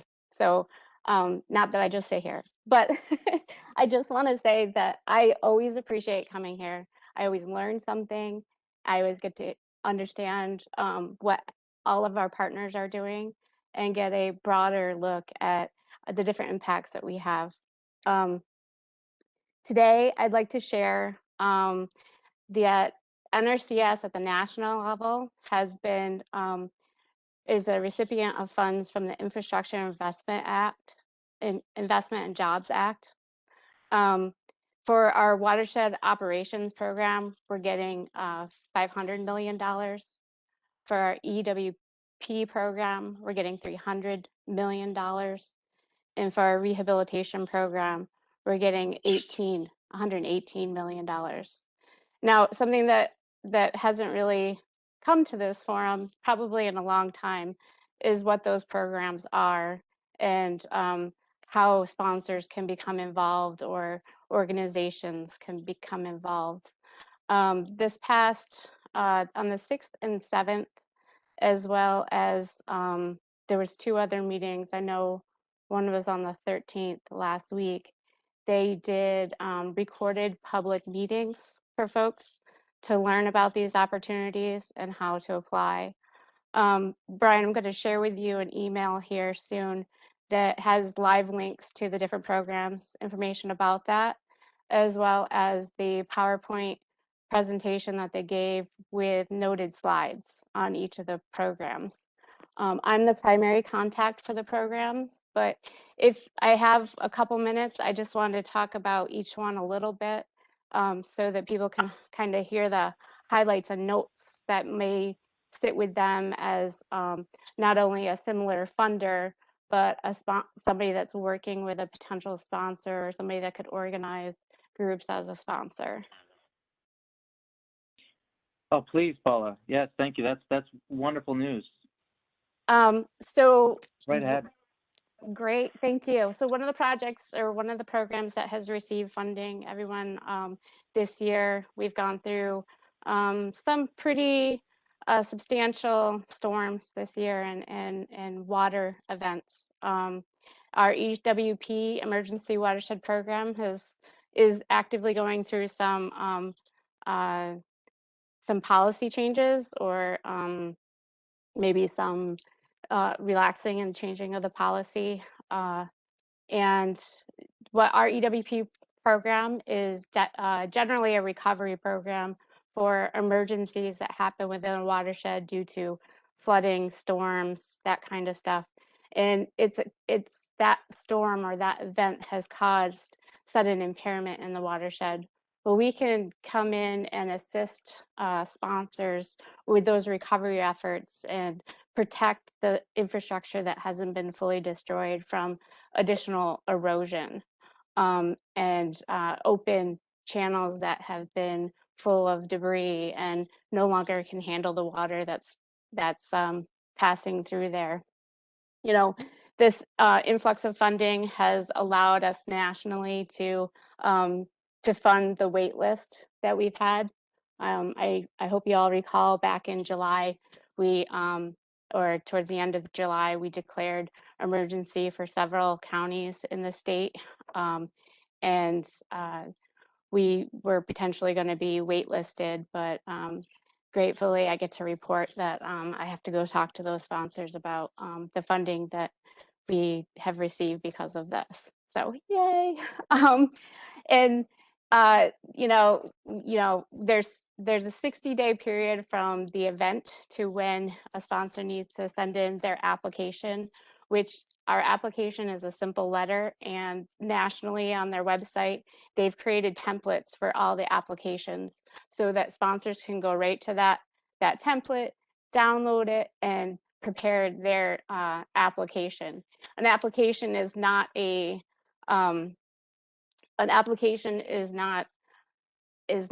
it's more of an interest that you would like to see if your project is potentially viable. It's not an obligation, it's not a contract. So again, EWP program, that's probably one of the ones most of our participants or this program is aware of, or you guys are aware of. But we also have 2 other programs, and that is the Watershed Flood Prevention Operations, or what I call Watershed Ops. And that's where we provide technical and financial assistance to states and local governments, tribes, or project sponsors who have that that they can take land rights for planning and installation of watershed projects. And to talk about watershed projects, you know, what's the scope of those projects? The scope of those projects can be flood prevention as the primary idea, which is traditionally what we've seen here in New York, but there's watershed protection from future events. There's public recreation, public fish and wildlife, agricultural water management, municipal and industrial water supply, water quality management, and watershed structure rehabilitation. So a lot of our partners that we've talked to today, they're talking about water quality in their watersheds, resiliency within the watershed to flooding and extreme weather events, as well as agricultural water supply during drought or municipal water resources. Now for that program, 20%, now 20% of the agriculture, 20% of the watershed benefits, so the net benefits of implementation, have to benefit agriculture. So that's putting those benefits back into our ag society. And then finally, we have the Watershed Rehabilitation Program. That offers financial assistance to those previously Nrcs assisted dams. So this is something that we've been seeing funding for in the last few years, more funding for assessments and planning for upgrading and reinforcing our structures that may be aging. And we're looking at additional funds on top of that annual allocation. So I will be sharing with you, Brian, kind of a summary paragraph on each one with links to those sites and how to actually request assistance. That is all fantastic news, Paula. I really appreciate that, and just so particularly salient in need here in New York State for sure. And later we're going to be talking about our climate resilient farming program and our water management track. And really, I see so many opportunities, synergies between these new federal resources and those that we have available from the state. So very exciting. I look forward to that email. We'll certainly get that out to the entire network when we receive it. Thank you. You're welcome. Are And there again, questions? I'm sorry. Again, I'm the contact person, so you'll get me, but I'll probably, if they're available or if I don't have too many balls in there, I'll try to answer your questions, but you'll end up going to my delegates as far as getting through the different types of programs you'll be going to. So thanks. Okay, well, thank you again. And just to be clear, those dollar amounts that you were referencing for those programs, those were for New York State, correct? I just want to make sure I had that right. The 500 million, 300 million, 118 million.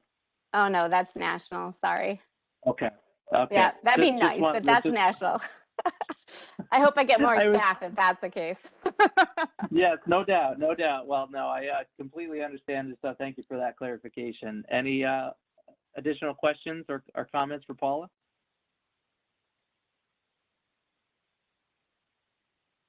All right, well, thanks again so much, and thank you to all the advisory members. Great reports today, as always. Next, we'll go through the staff, and I'm just going to call names real quick, and if you have anything to report, please do so. Victor? Thanks, Brian. I'll just mention real briefly that last week, the Western New York Soil Health Alliance convened their annual meeting and training session in Batavia. The Alliance is a group of farmers, led by farmers to support soil health activities and efforts in their region. The event last week focused on a number of topics, but I would say that the passion of the day really focused on the concept of planting green into cover crops, and this is the concept of planting a crop into an existing cover crop prior to killing it, with herbicide or mechanical treatments. Not a lot of research on this topic, so a lot of good discussion occurred. There were about 70 producers in the room to hear the talks by the experts, and we're hoping that these discussions will lead to more trials and more research in the topic. And that's about it. And happy holidays to all. Oh, thank you, Victor. That's really that's great. So nice to hear. Great turnout as well. Thank you. Any questions or comments for Victor? Okay, PJ, anything else? Thank you, Brian. Just normal business here in my region with grant closeouts, board meetings and trainings, and also working on finalizing some AEM Year 16 projects and looking forward to seeing all the great work that's being installed here through that program. And that's all I have. All right, great. Thank you, PJ. Thanks. Questions or comments for PJ? Ryan Cunningham. Hey, thanks, Brian. Something worth noting, several of the districts in the North Country with recent budget reviews in the fall here and then getting into the winter for the next fiscal year have seen their county appropriations gone back to normal from being cut during the pandemic, which is nice to hear. Several districts, and in some cases, they've seen some increases. So following suit to that, we'll see some new staff being hired on at least a couple of districts that I know of so far, probably into the winter here. So not just backfill, some new staff to kind of go along with the increased funding and opportunities we're seeing out there across the state. So good news to that end, and happy holidays to everyone. Thanks. Thank you, Ryan. Questions, comments for Ryan? It's great news. Great to hear that those appropriations are starting to be restored. Much appreciated. Greg Albrecht. Brian, thanks. I just want to wish everybody and their friends and families happy holidays and all the best to the new year. And I guess it is the solstice too, so it's only getting brighter and longer here from today. Really appreciate all the district work, state committee staff and farmers on their final push here with AIM 16.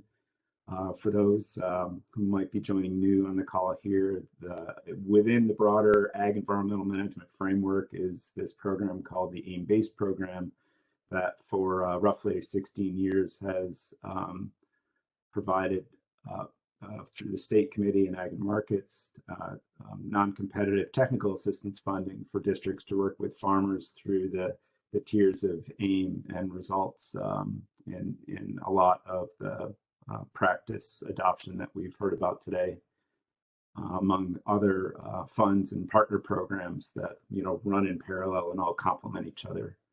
And back in January of 2020, we improved that with a lot of deliberation and thought through this group to have a 2-year program that built on the technical assistance track and added on a modest cost share implementation track with farmers to implement practice systems out of their AIM, Nrcs, and other styles of plant conservation plans.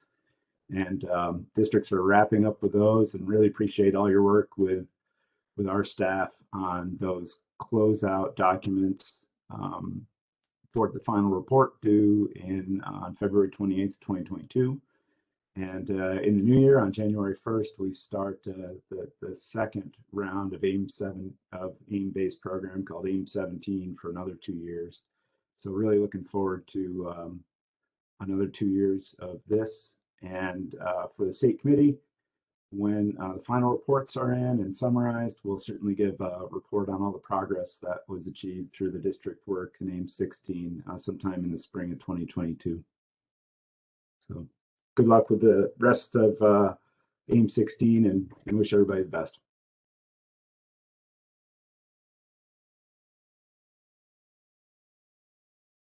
Thank you so much, Greg. Any questions or comments for Greg?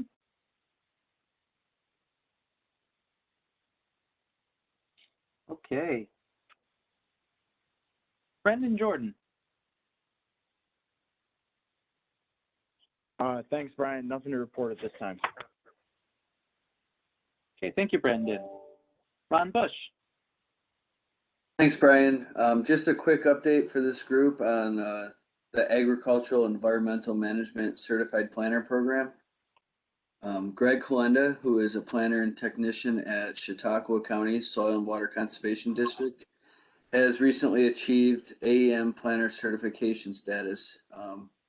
So that means for folks on the call, he will now be able to develop and also sign off on CNMPs, and he's located out in Western New York, that region. So we congratulate him on his hard work and his certification. Elsewhere, we have 7 planners working on their certification and a few more coming down the line, and 51 total certified planners in the state. So with that, I'll just say thank you to everyone and best wishes through the holiday season. Thank you, Ron, and congratulations to Greg Kalinda. That's a great, great accomplishment. And thank you all for your commitment to guiding him through that. Much appreciated. Any questions or comments for Ron? Okay, Scott Pickbaum.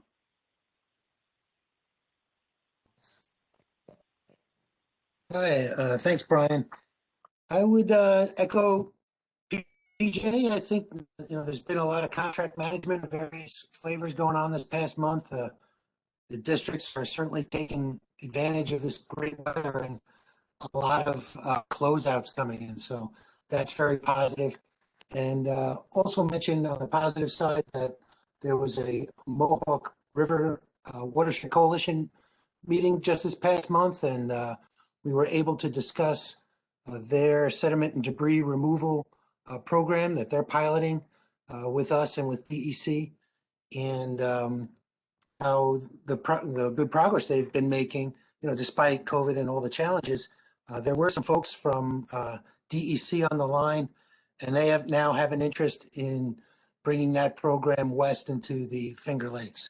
So we're going to be meeting with them, I think, in the next few days to discuss it into some detail. But I think it's a great, story. Districts working in the non for municipalities and helping them be more resilient to the kind of events Paul was just mentioning a minute ago.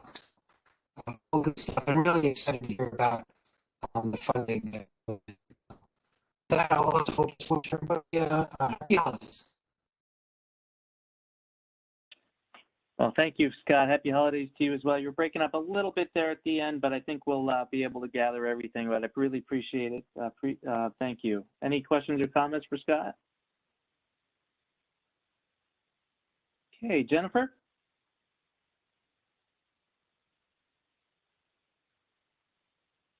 I don't have anything else to add at this time. Thank you. Thank you. Ben? Yeah, region-wise, it's kind of business as usual, as the other AEAs mentioned.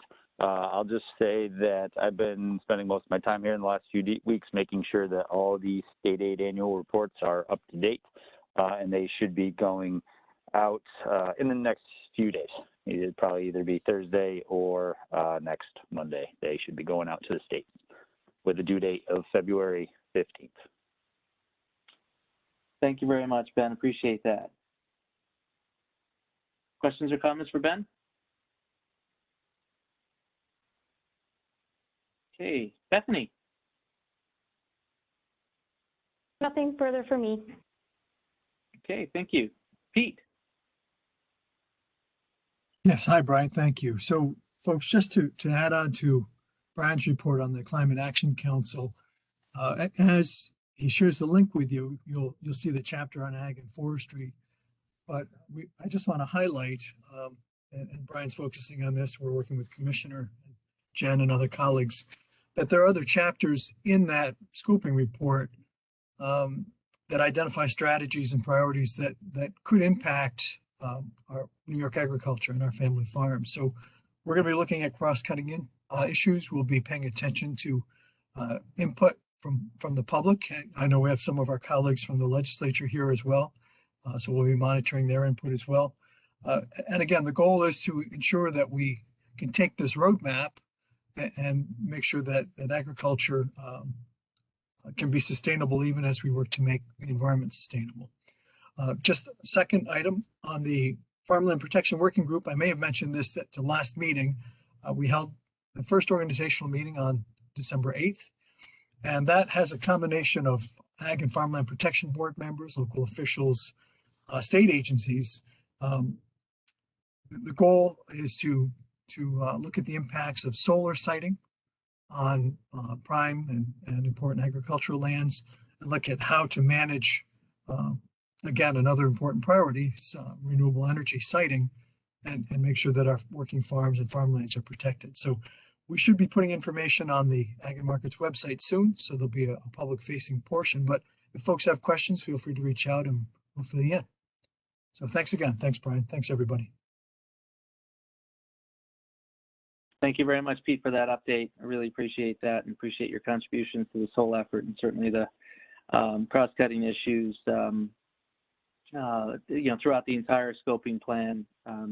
Something that we're all taking a very close look at. Really appreciate that, and thank you for the update on Farmland Protection Working Group. Any questions or comments for Pete? Okay, Abigail. Nothing for me. Happy holidays, everyone. Thank you. Tim.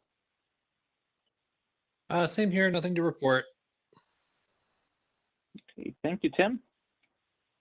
Okay.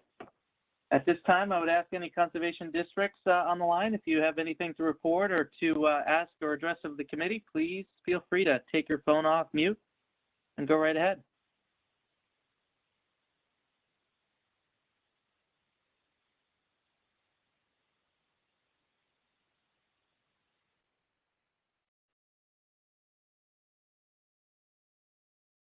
Okay, I think that was probably long enough pause, but oh, did I just hear somebody? Sorry to talk I was over just you. going to say Merry Christmas. I put it in the chat, but Merry Christmas, everyone.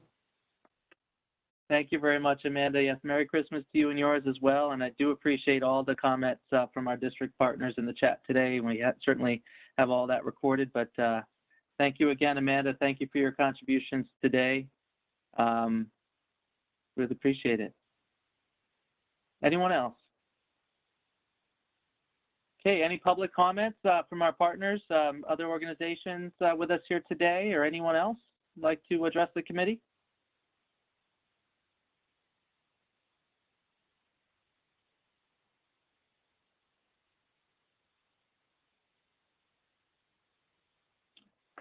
Okay, Dale, I think we can move on to the next item on the agenda, next meeting. Thanks, Brian. I see you got January 18th down. We normally don't have a January meeting, but we do have some things that we have to accomplish.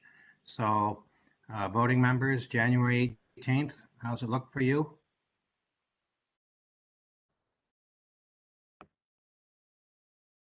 This guy looks all right for me at this point.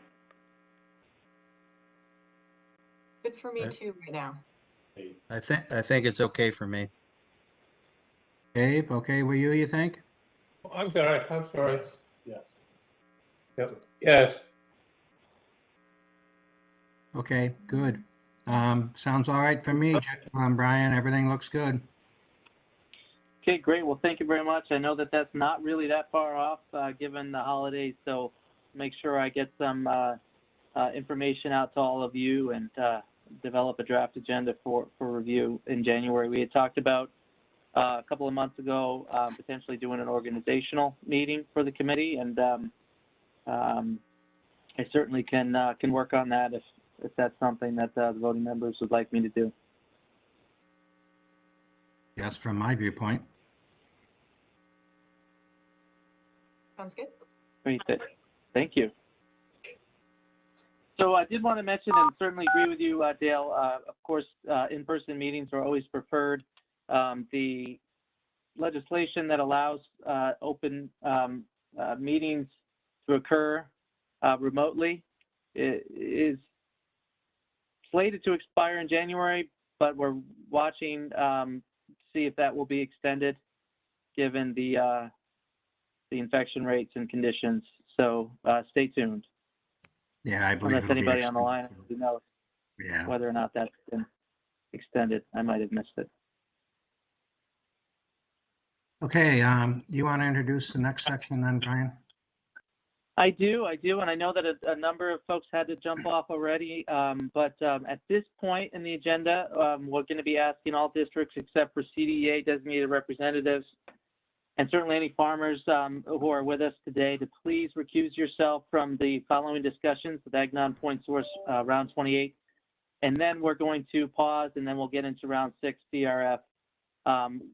We presented both RFPs to the committee last month, and certainly addressed any questions that you had, and we had really good discussion.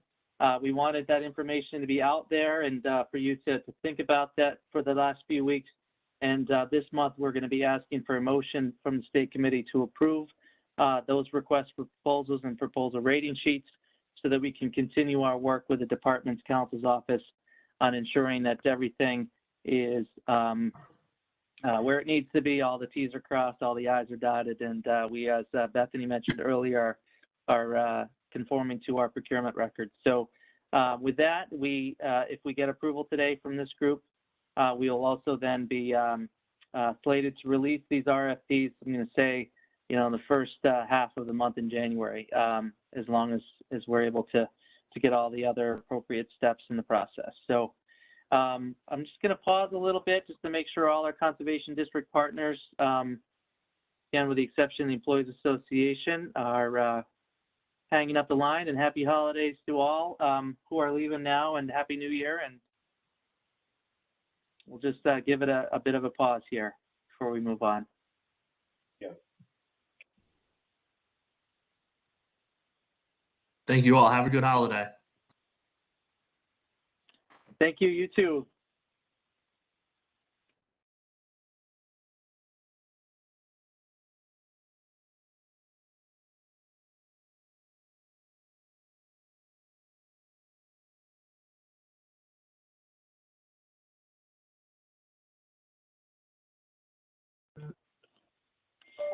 I still see a couple of conservation district names still on the participant list. Again, just pausing so that you have a moment to hang up the line and recuse yourself.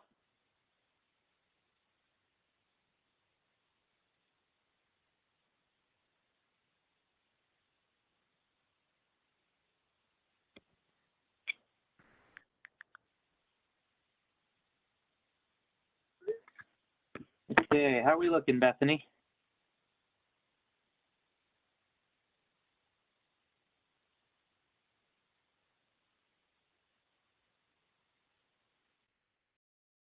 Oh, Bethany, I think you're still muted. I knew I was going to do that. I'm set to move forward if you think we're good, or. Yeah, I see Jake Wiedemeyer. I see Laura Besthorn still on the line. Just might be inactive. We can keep folks muted too. Brian. But I'm here. okay, Jake, thank you so much for joining us. At this point, we'll have to ask you to recuse yourself and hang up the line as we talk about the competitive RFP. But happy holidays to you and yours. You as well. Happy holidays. Thank you. Bye. Thank you, Jake.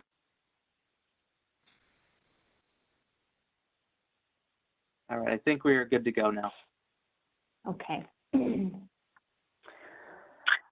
So as I guess we'll move forward with the round 28 Ag Nonpoint Source RFP discussion. And as Brian mentioned, in November, we spent some time at that meeting going over the proposed changes that we would like to make to the round 28 RFP.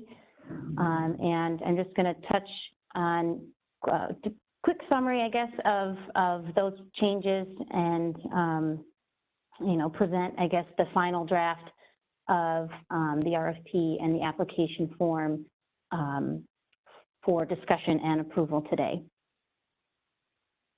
The first item I did want to touch on is not specifically regarding the RFP, but it is regarding a policy that is utilized in the Ag Nonpoint Source program when a bunk silo relocation project or a new bunk silo construction project is being applied for to the program. Back in 2016, the state committee approved a policy which basically defined these two types of projects and then further defined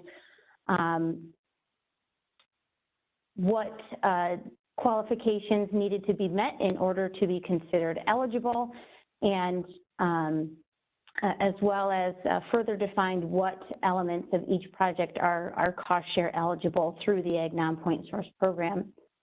We have made some updates to this policy for round 28 and future rounds of the Ag Nonpoint Source Program.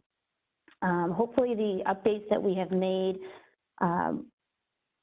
will help to clarify the eligibility requirements that a farm needs to meet in order to be able to apply for this type of project. I did want to note that this policy is specific to projects that are proposing to relocate a bunk silo or projects that are proposing to build a new bunk silo, as these can be very costly alternatives to implementing traditional silage leachate treatment practices. We made just a number of clarifications and revisions to the policy, hopefully making things a little bit more clear, specifically on what requirements need to be met when a farm is interested in applying for a new bunk silo construction project. This policy follows the general, I guess, template that we use for other, I guess, BMP policies that have been put in place for the Ag Nonpoint Source Program, and defines elements of the project that are cost share eligible or eligible for landowner match only, or elements of the project that are not eligible to be cost shared or matched.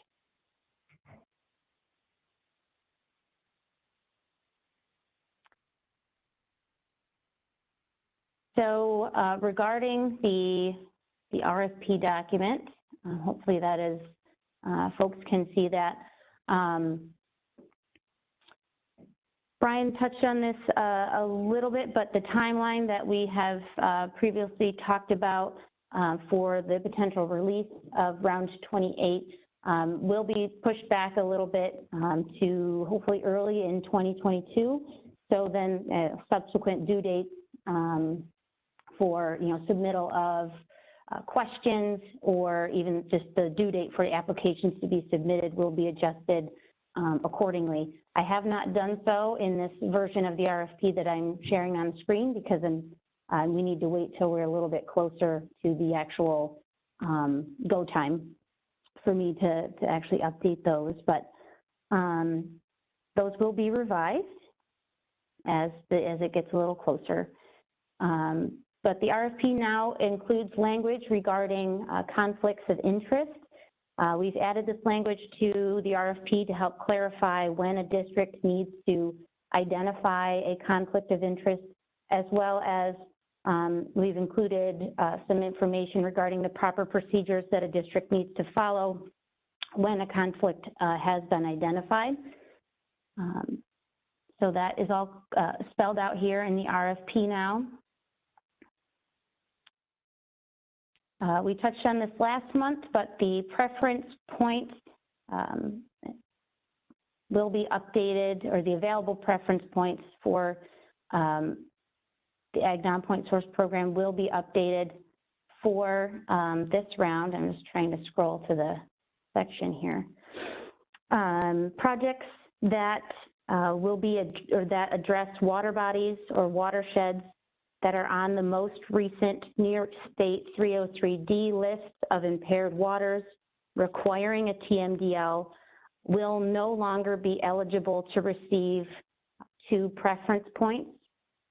Rather, we wanted to focus those particular preference points on projects that will be addressing water bodies or watersheds with a fully developed TMDL or 9-element watershed plan. Additionally, we've added a category that could also earn the proposal two preference points, and that is if the project will be addressing a source of public drinking water or is located within a community with an active drinking source water protection plan. I believe earlier Ashley and Sorello put a link in the chat to the DEC website where districts can locate what communities are currently involved in the program and what plans have already been approved.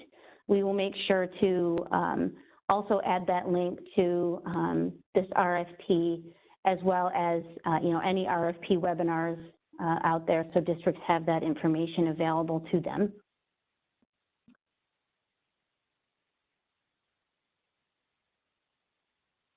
Those are the biggest, I guess, major changes to the RFP. We did do a little bit of restructuring of the proposal rating sheet, which was discussed back in November.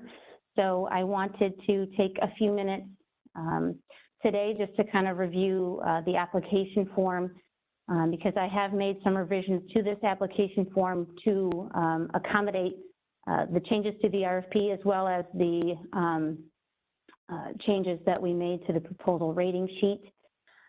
Mainly, I spent some time and reorganized some of the questions in this application form so that they align a little bit better with the proposal rating sheet scoring categories. And hopefully it keeps things a little bit more organized and easy to review. Specifically, I just wanted to highlight that we have added a few questions. Question number 5 here that you can see on the screen is a new question for the application, and it's just allows the district, the applicant, to identify whether or not there is a potential conflict of interest. And if there is, they just need to make sure that they are documenting that appropriately in accordance with the Round 28 RFP.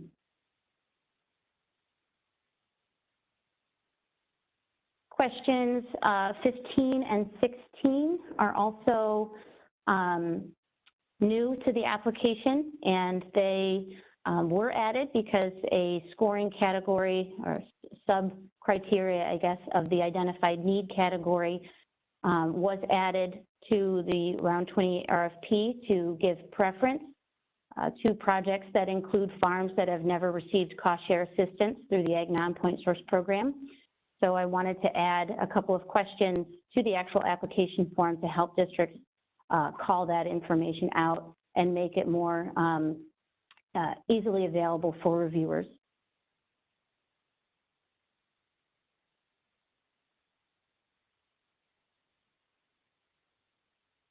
Question 26 is a new question to the application as well, and that just goes back to the scope of work category that is in the proposal rating sheet. Again, it's just here so districts can document whether or not the project is going to require professional engineer or consultant services, and then that would allow the reviewers to also be able to better evaluate that aspect of the application as well.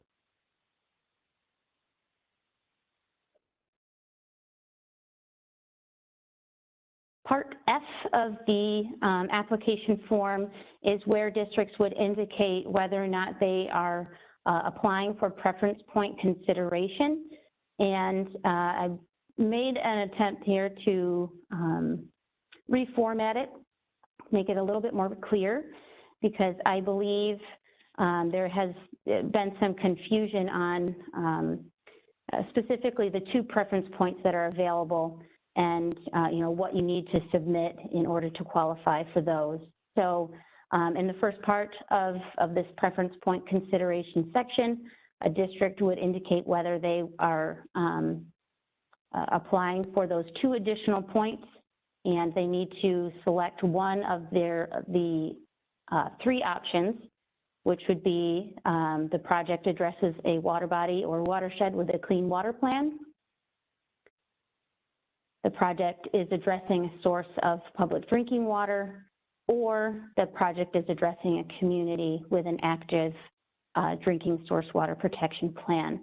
A district is only allowed to select one of those options in order to receive the 2 points. If a district selected more than one option, they would still only be eligible to receive 2 points for that particular category.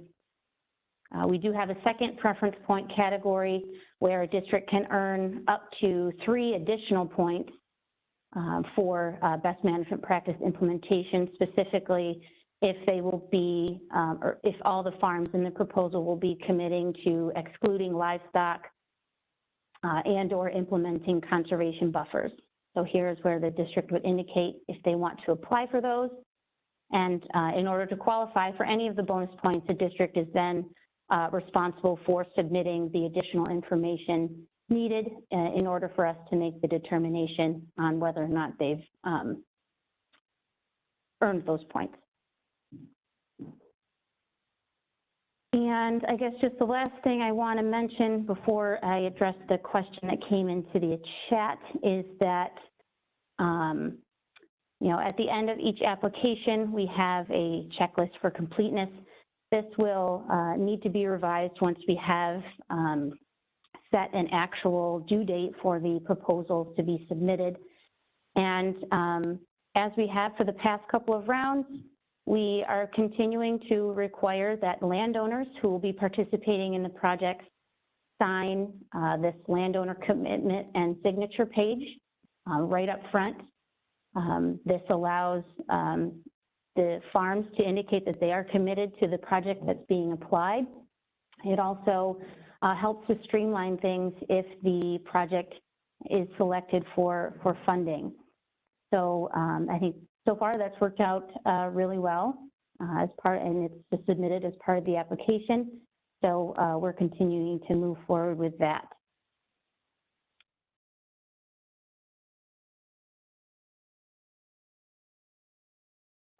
So I see, Dustin, you put a question in there regarding question 26. Sorry, I'm trying to get up there. That would is just indicating that a district, whether or not a professional engineer or consulting services outside of the district are being, you know, or are needed for the project, and perhaps I can make that distinction a little bit better in the question if appropriate. So Bethany, one of my thoughts was that we sometimes utilize other districts that have a CCA to sign off on cover crop or something of that nature. Would that be included here, or just I didn't know how important the question was, if it should be clarified and really detailed, or you know, what you were looking for on it, I guess. So I want to make sure we're giving you the information you want. No, that's a really good point. I think what I was aiming for here is services outside of the district, because like on our project budgets, district services would be lumped into like the personal services line for technical services. And if the project requires engineering services or consultant services, those are separate lines on the budget.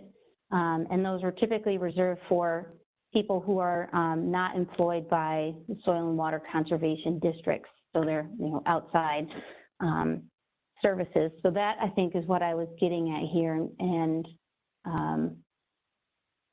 I will refine that question a little bit to be a bit more specific. Thank you.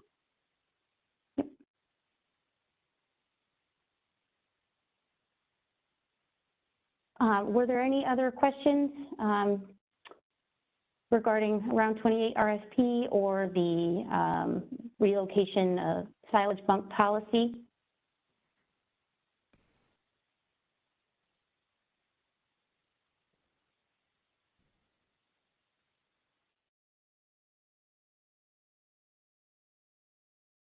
We will have to have a motion to approve the Ag Nonpoint Source Round 28 RFP rating sheet additions Dale, and I'm sorry. corrections? Go I ahead. was asking a question and I was muted. Oh boy. I was just wondering. I was asking Bethany if the bump silo relocation policy would be issued with the new RFP. Yes, and highlighted as part of our RFP webinars as well. We also develop an retroactive RFP. to anything? I'm sorry, go ahead. No, I don't believe so. It would be going forward. Okay, I just wanted to make sure it was okay that it could be in one motion with the approval of the RFP and rating sheet. Yeah.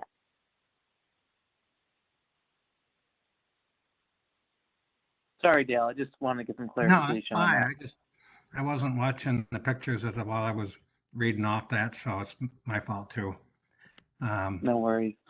No other questions or comments, anyone? Okay, a motion. We're going to need a motion to approve round 28 Ag non-point source RFP rating sheet with changes and corrections. Could I get that motion, please? So moved. Second? Second. Darren and Erica, we'll go to voting. Dave? Yes. Scott? Yes. Erica? Yes. Darren? Yes. It is approved. Thank you very much. A lot of work goes Thank into you this all. every time. Okay, for the next section, I will have to recuse and Dave is gonna take over because we are our farmers applying through round 6. And so I have to recuse from it. I wanna wish everyone a very happy and healthy Christmas for you and all your families, and have an enjoyable holiday week, and hopefully we will see each other in January of next year. Hopefully. Dale, same to you and your family. Merry Christmas, Yes. Happy New Thank Year. you. It's always a pleasure Thank you, working Dale. with all of you. Really appreciate it. Take care. Take care, Take care, too. Dale. Thank you so much. Okay, we need a motion on round 6. We won't yet. We're going to present, Okay. Dave, if okay with you, we'll present again just a couple of changes and modifications from the last time we reported last month. We'll let Jennifer go through those and then we'll ask for the motion. But thank you so much.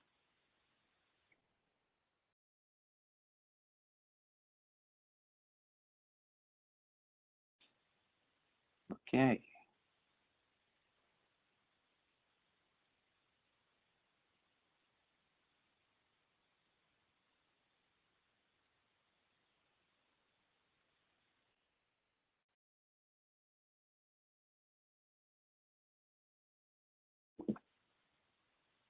Okay, Jennifer, currently in, I don't know if you're seeing that, in presentation mode.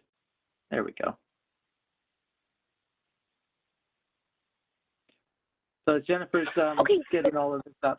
Okay, go ahead. Yeah, go ahead. No, go ahead. I was just going to say a little bit different with this, and just to kind of collect our thoughts on all the changes, going through another brief presentation, and then we'll go through the actual RFP document.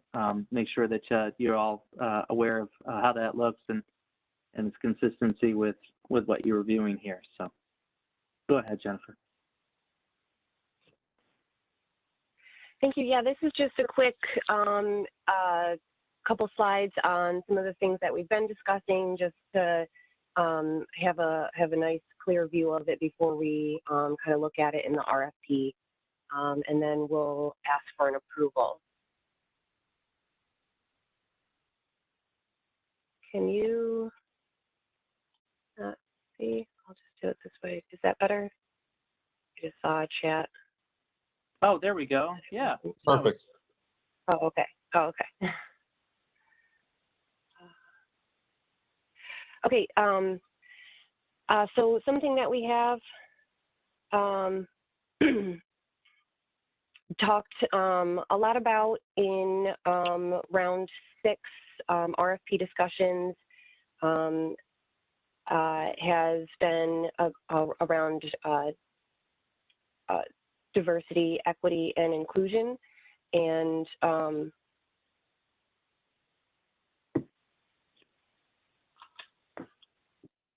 And we have been able to meet with council internally to have some discussions about that. And Brian was going to give us an update of where we are with that.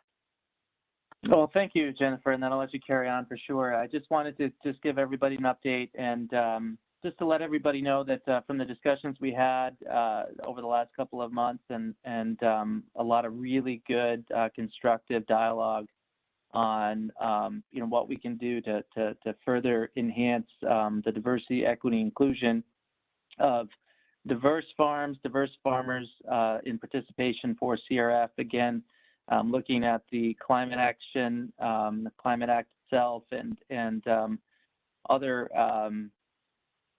elements that really give us an opportunity to look at diversity, equity, inclusion through a climate lens, to build more equity into our climate resilient farming program. I just wanted to mention that we have had some really, really good discussions also with our department's counsel's office. And, based on all of the legal aspects that go along with, this potential policy shift and recommendation, it's really been recommended that we take some more time to really just make sure we have clear statutory authority to explore best how we can further incorporate diversity and equity initiatives into our programs. So with that, we had recommended a potential couple of different options last month, but what you'll hear today from Jennifer is a different approach. It's still a step in the same direction, and we're going to talk more about outreach efforts in relation to getting new participants into our climate resilient farming program. So, Jennifer, I guess from that, I will let you take it back over, and unless there are any questions or comments at this point.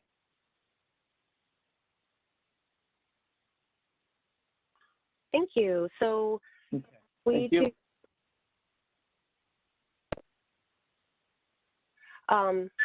We do want to take a really a better approach to program outreach for CRF. It is still a new program compared to some of the other programs that the state committee has. So with only 5 rounds under our belt, we want to make sure that we are doing the best possible to do outreach for this program, to let farmers know that it is available to them. So, continuing to increase our outreach whenever and wherever possible, including in the department's newsletter, partnering with Cornell on some webinars this January and February, reaching out to partners like Farm Bureau to highlight things in their newsletters, and then some broad email announcements, reaching out to Young Farmers Coalition, farm associations like New York State Vegetable Growers and many others, and NEDCA, et cetera. So those are some of the efforts that we want to continue to take and will be taking to increase outreach for the program. To help drive participation and scale up the amount of farms that we are serving under CRF, a new participant benefit is something that we could provide up to 5 preference points added to a total score. A new participant definition would be a farmer who has not been awarded a CRF, Ag Non-Point Source, or AIM-based implementation cost share funding assistance. That's separate from technical assistance. We want farms to be all receiving technical assistance, but for those that haven't received cost share assistance for implementation of projects, those would be the ones that we would want to award a new participant benefit to. And this again would be a way to help drive new farms into the program and scale up CRF, the reach that we have.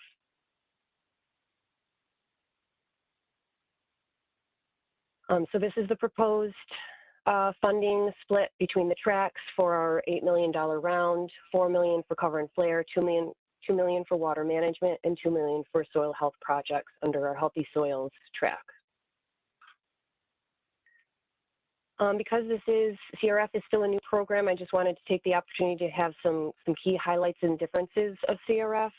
Farm eligibility is not tied to priority watersheds under CRF, and our main goal is to reduce greenhouse gas emissions and increase farm resiliency.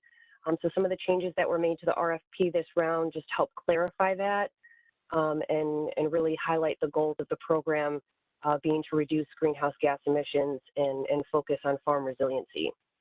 Equipment is eligible under CRF when implementing BMPs directly related to the function of the equipment being purchased, and water management projects may be off-site, or the project may be off farmland as long as it benefits a farm up or downstream of the project.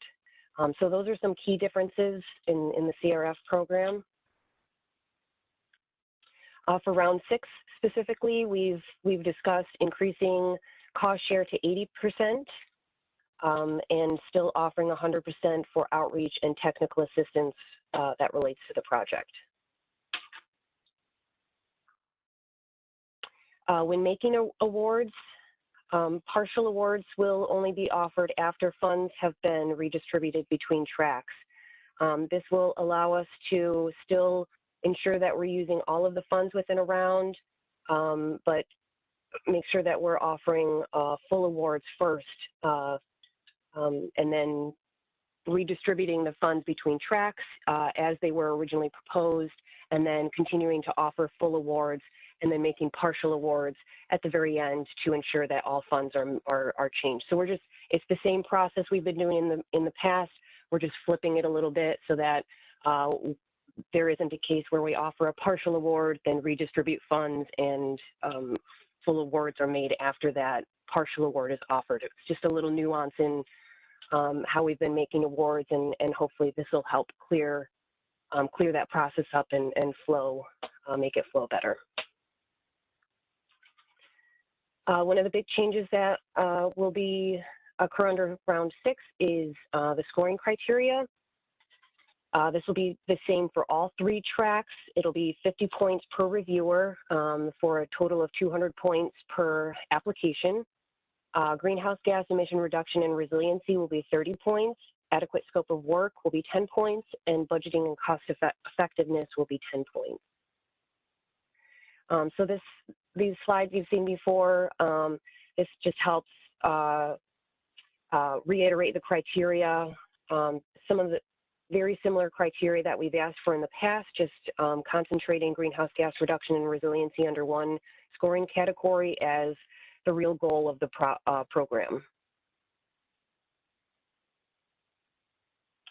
And then with adequate scope of work and budgeting and cost effectiveness being supporting criteria in order to evaluate the projects.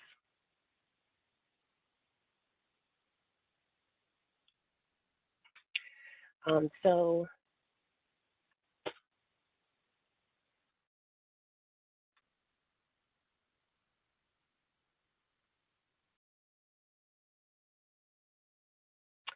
I now wanted to share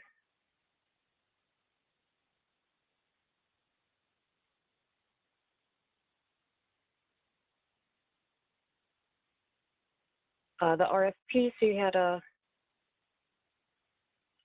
idea of how this all plays out in the actual request for proposals that we will be approving and then releasing in January once all the necessary approvals have been made.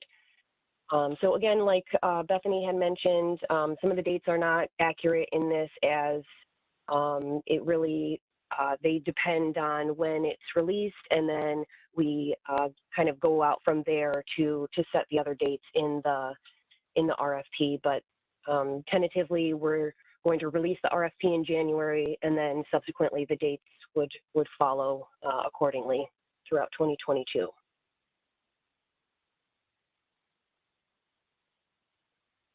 For round 6, there is information that has been added regarding the CLCPA and how that requires the state to look at the global warming potential on a 20-year time scale, which really emphasizes the need to mitigate methane.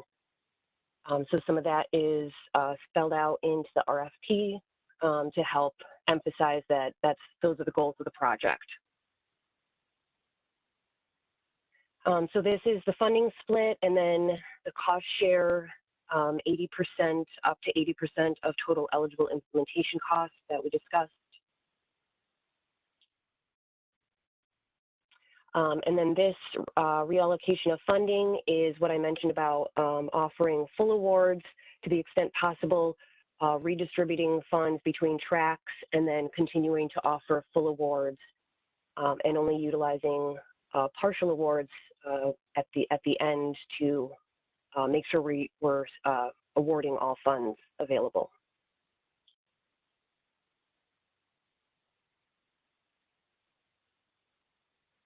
So this would be the new participant benefits. This would be something that would be awarded by state committee staff upon application review. We would be utilizing our databases to verify whether or not they are a new participant to the program.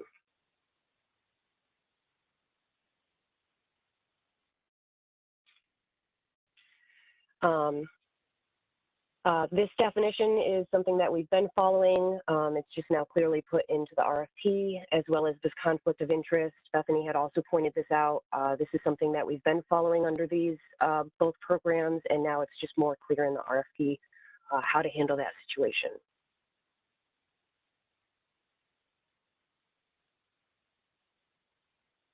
Some of these other changes are to really help clarify that the goal of the program is to reduce greenhouse gas emissions as well as increase farms' resiliency.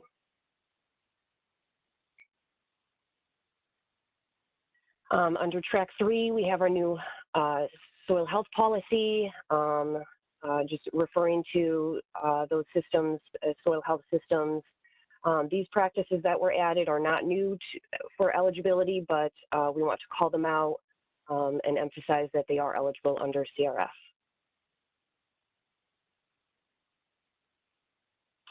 Some of these changes here just emphasize that equipment is eligible.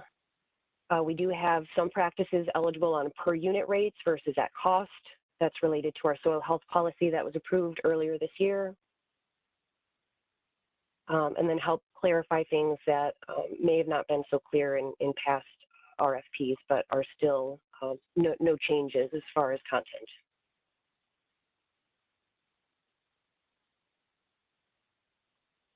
In the past, we have required greenhouse gas reduction estimates using quantification methodologies outlined per track and or using the COMET planner. That's something we just want to further emphasize as important to the program.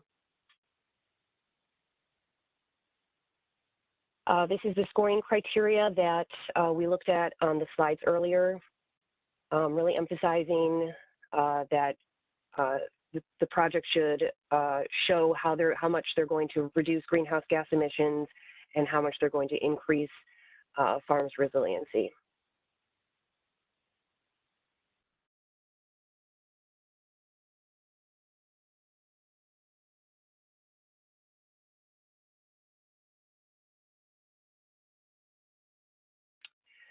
Under each track, we have some guidance about specific to that track, things that are eligible. We haven't changed eligibility of practices under any of the tracks. A lot of these changes here, again, just emphasize that the goal of the program, specifically for track 1, is to reduce methane emissions, and that we do want to see, those the projects that we do want to see come through have a flare component that have some of these certain elements that ensure the success of the project or the system, and as well as lead to quantification of measuring greenhouse gas or methane reduction. So remote data collection, just some things that we want to emphasize that would make great projects.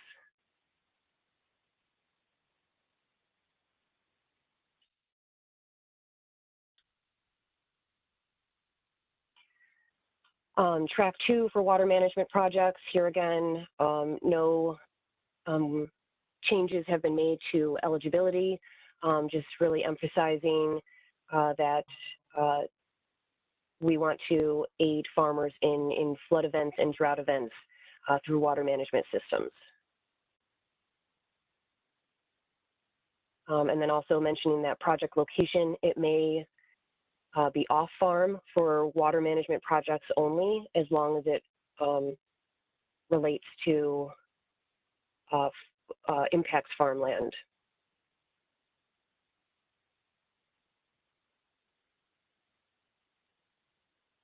As well as calling out pollinator protection. That's something that the state committee supports, as well as AGM, and an update has occurred to the New York State Pollinator Protection Plan. So emphasis that good projects could contain a pollinator protection element.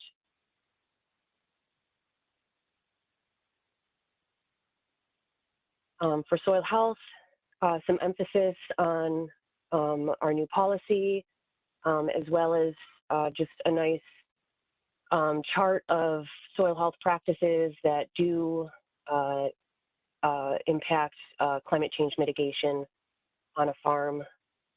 All of these practices have been eligible, just kind of help it emphasize and help form some ideas for districts to formulate projects. Emphasizing that we do want to see agroforestry, silvopasture, nutrient management when it relates to reduction in fertilizer, as well as dragline application and manure incorporation.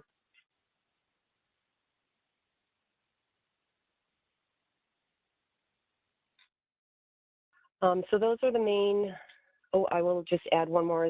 Soil health testing is something that we started to emphasize last round, has been integrated into our soil health policy with a set rate for certain testing services. So I wanted to make sure that we called that out as something that is important to these practices and is an eligible cost.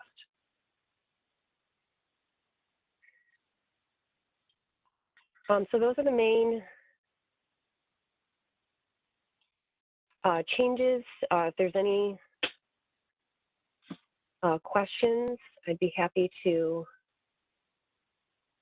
have any discussion about for the proposed round 6 RFP.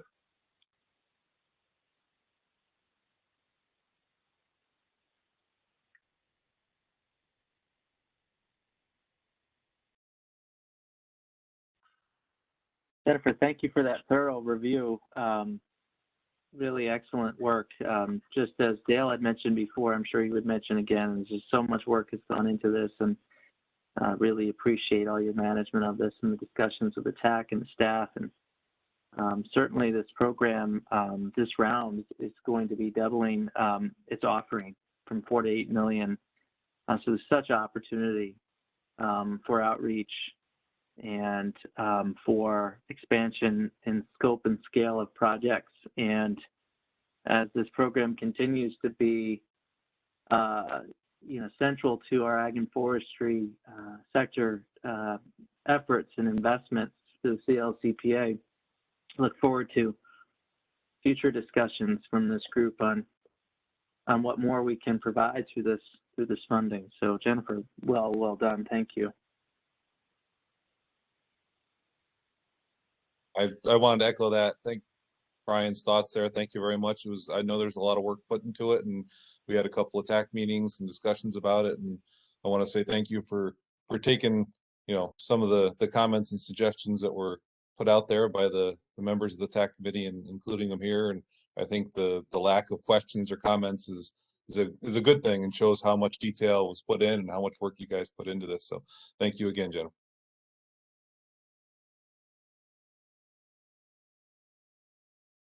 Thank you, Need a Dustin. motion now? Need a motion now, Brian? I think so, Dave, if the voting members are ready. We got the motion yet? Second? Second. Hold on, I just want to make sure we can record it for the minutes. Dave, if you don't mind, I can say it for you. You can repeat it, but this would be a motion to approve the round 6 climate resilient farming request for proposals and proposal rating sheet. That sounds good. Now we can get a first and second. Got a first, second on it? So move. Second? Second. So that was Any discussion? Darren and Erica? Yes. Darren, okay, thank you. Okay, it's all set. Passed, right? We gotta vote. We gotta do the roll call vote, Dave. So we have a first and second. I think I talked over you there when you asked if there was any other discussion. Yep. Okay. I don't have the names of the members still here, so have you guys there for the vote? Yes, absolutely. Okay. So we'll go to the voting. Darren, Yes. Erica, Yes. Scott, Yes. that is a majority vote. It's majority, yep. Thank you. It passed. All right. Is that it? Thank you so much. That is it. Yes, I can't believe it. We certainly took a lot of time today. Great presentations, great discussions, really great reports from everybody. We still ended on time, and a little bit ahead of time. I have to But I apologize just for, want to. Nope. Go ahead. I have to apologize for me because I had quite a lot on my mind this week. I haven't got much sleep, so hope we do better. Dave, no problem. No problem at all. Thank you so much. Wonderful job. And, my thoughts are with you and your family, and wishing you can still find some peace this holiday season. Thank you very much. I appreciate it. So, okay, we're all Right. set then. See you We next are. month. Thank you, everybody. Yep. Yeah, See next you month. time. Happy holidays. Merry Christmas. Happy New Year. Thanks so much for everything that you do and in your contributions to conservation. Take care, everybody. Thanks, everyone. Happy New Year. Bye. Bye. See you later. Hi, Happy thanks. holidays. Happy holidays to everybody. Happy holidays.